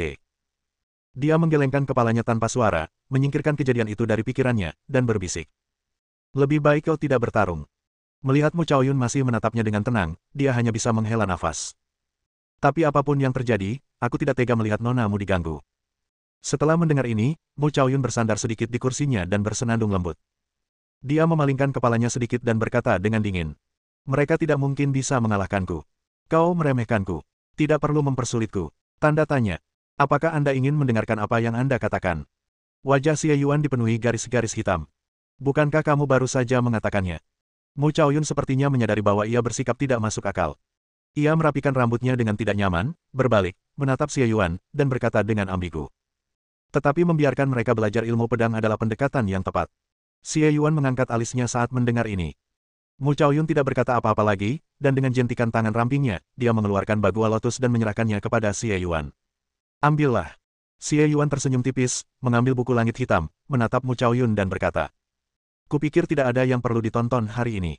Mu Chaoyun meliriknya dan berkata dengan ringan. Sepertinya kotak makanan ini dan apa yang baru saja kamu katakan adalah untuk tujuan ini. Bagaimana menurutmu? Xie Yuan tersenyum tipis dan menyerahkan kembali bagua lotus. Bermain jual mahal. Setelah berkata demikian, Mu Chaoyun menjentikkan tangan putihnya dan teratai hitam putih itu berayun kembali. Buku hitam, khazanah seni bela diri yang telah menimbulkan badai yang tak terhitung jumlahnya, tampaknya telah menjadi sampah yang tidak diinginkan, melayang di sekitar ruangan. Xie Yuan terkekeh dan menyambar teratai dari udara. Sepertinya nonamu telah jatuh ke dalam perangkap. Dia memegang bagua lotus dan berlari ke samping untuk mengamatinya dengan saksama. Sebelum tenggelam ke alam teratai kelahiran dan kematian, Xie Yuan sedikit terganggu. Setelah menyelesaikan perselisihan kecil mereka, keduanya justru merasa lebih dekat. Meskipun sebelumnya mereka telah mengembangkan pemahaman diam-diam tentang hidup bersama, ini adalah pertama kalinya mereka bercanda satu sama lain, terutama dengan buku surgawi hitam terpenting milik Mu Chaoyun. Buku hitam, 29/100. 2 hari kemudian, Menara Chunjiang, malam hari. Matahari terbenam bagaikan darah, mewarnai sungai menjadi merah. Di ruang pribadi di lantai 2, dua pendekar pedang sedang bersandar di pagar, menatap ke kejauhan, minum sendirian, tampak sangat santai. Ada 2 pendekar pedang, satu setengah baya dan satu muda.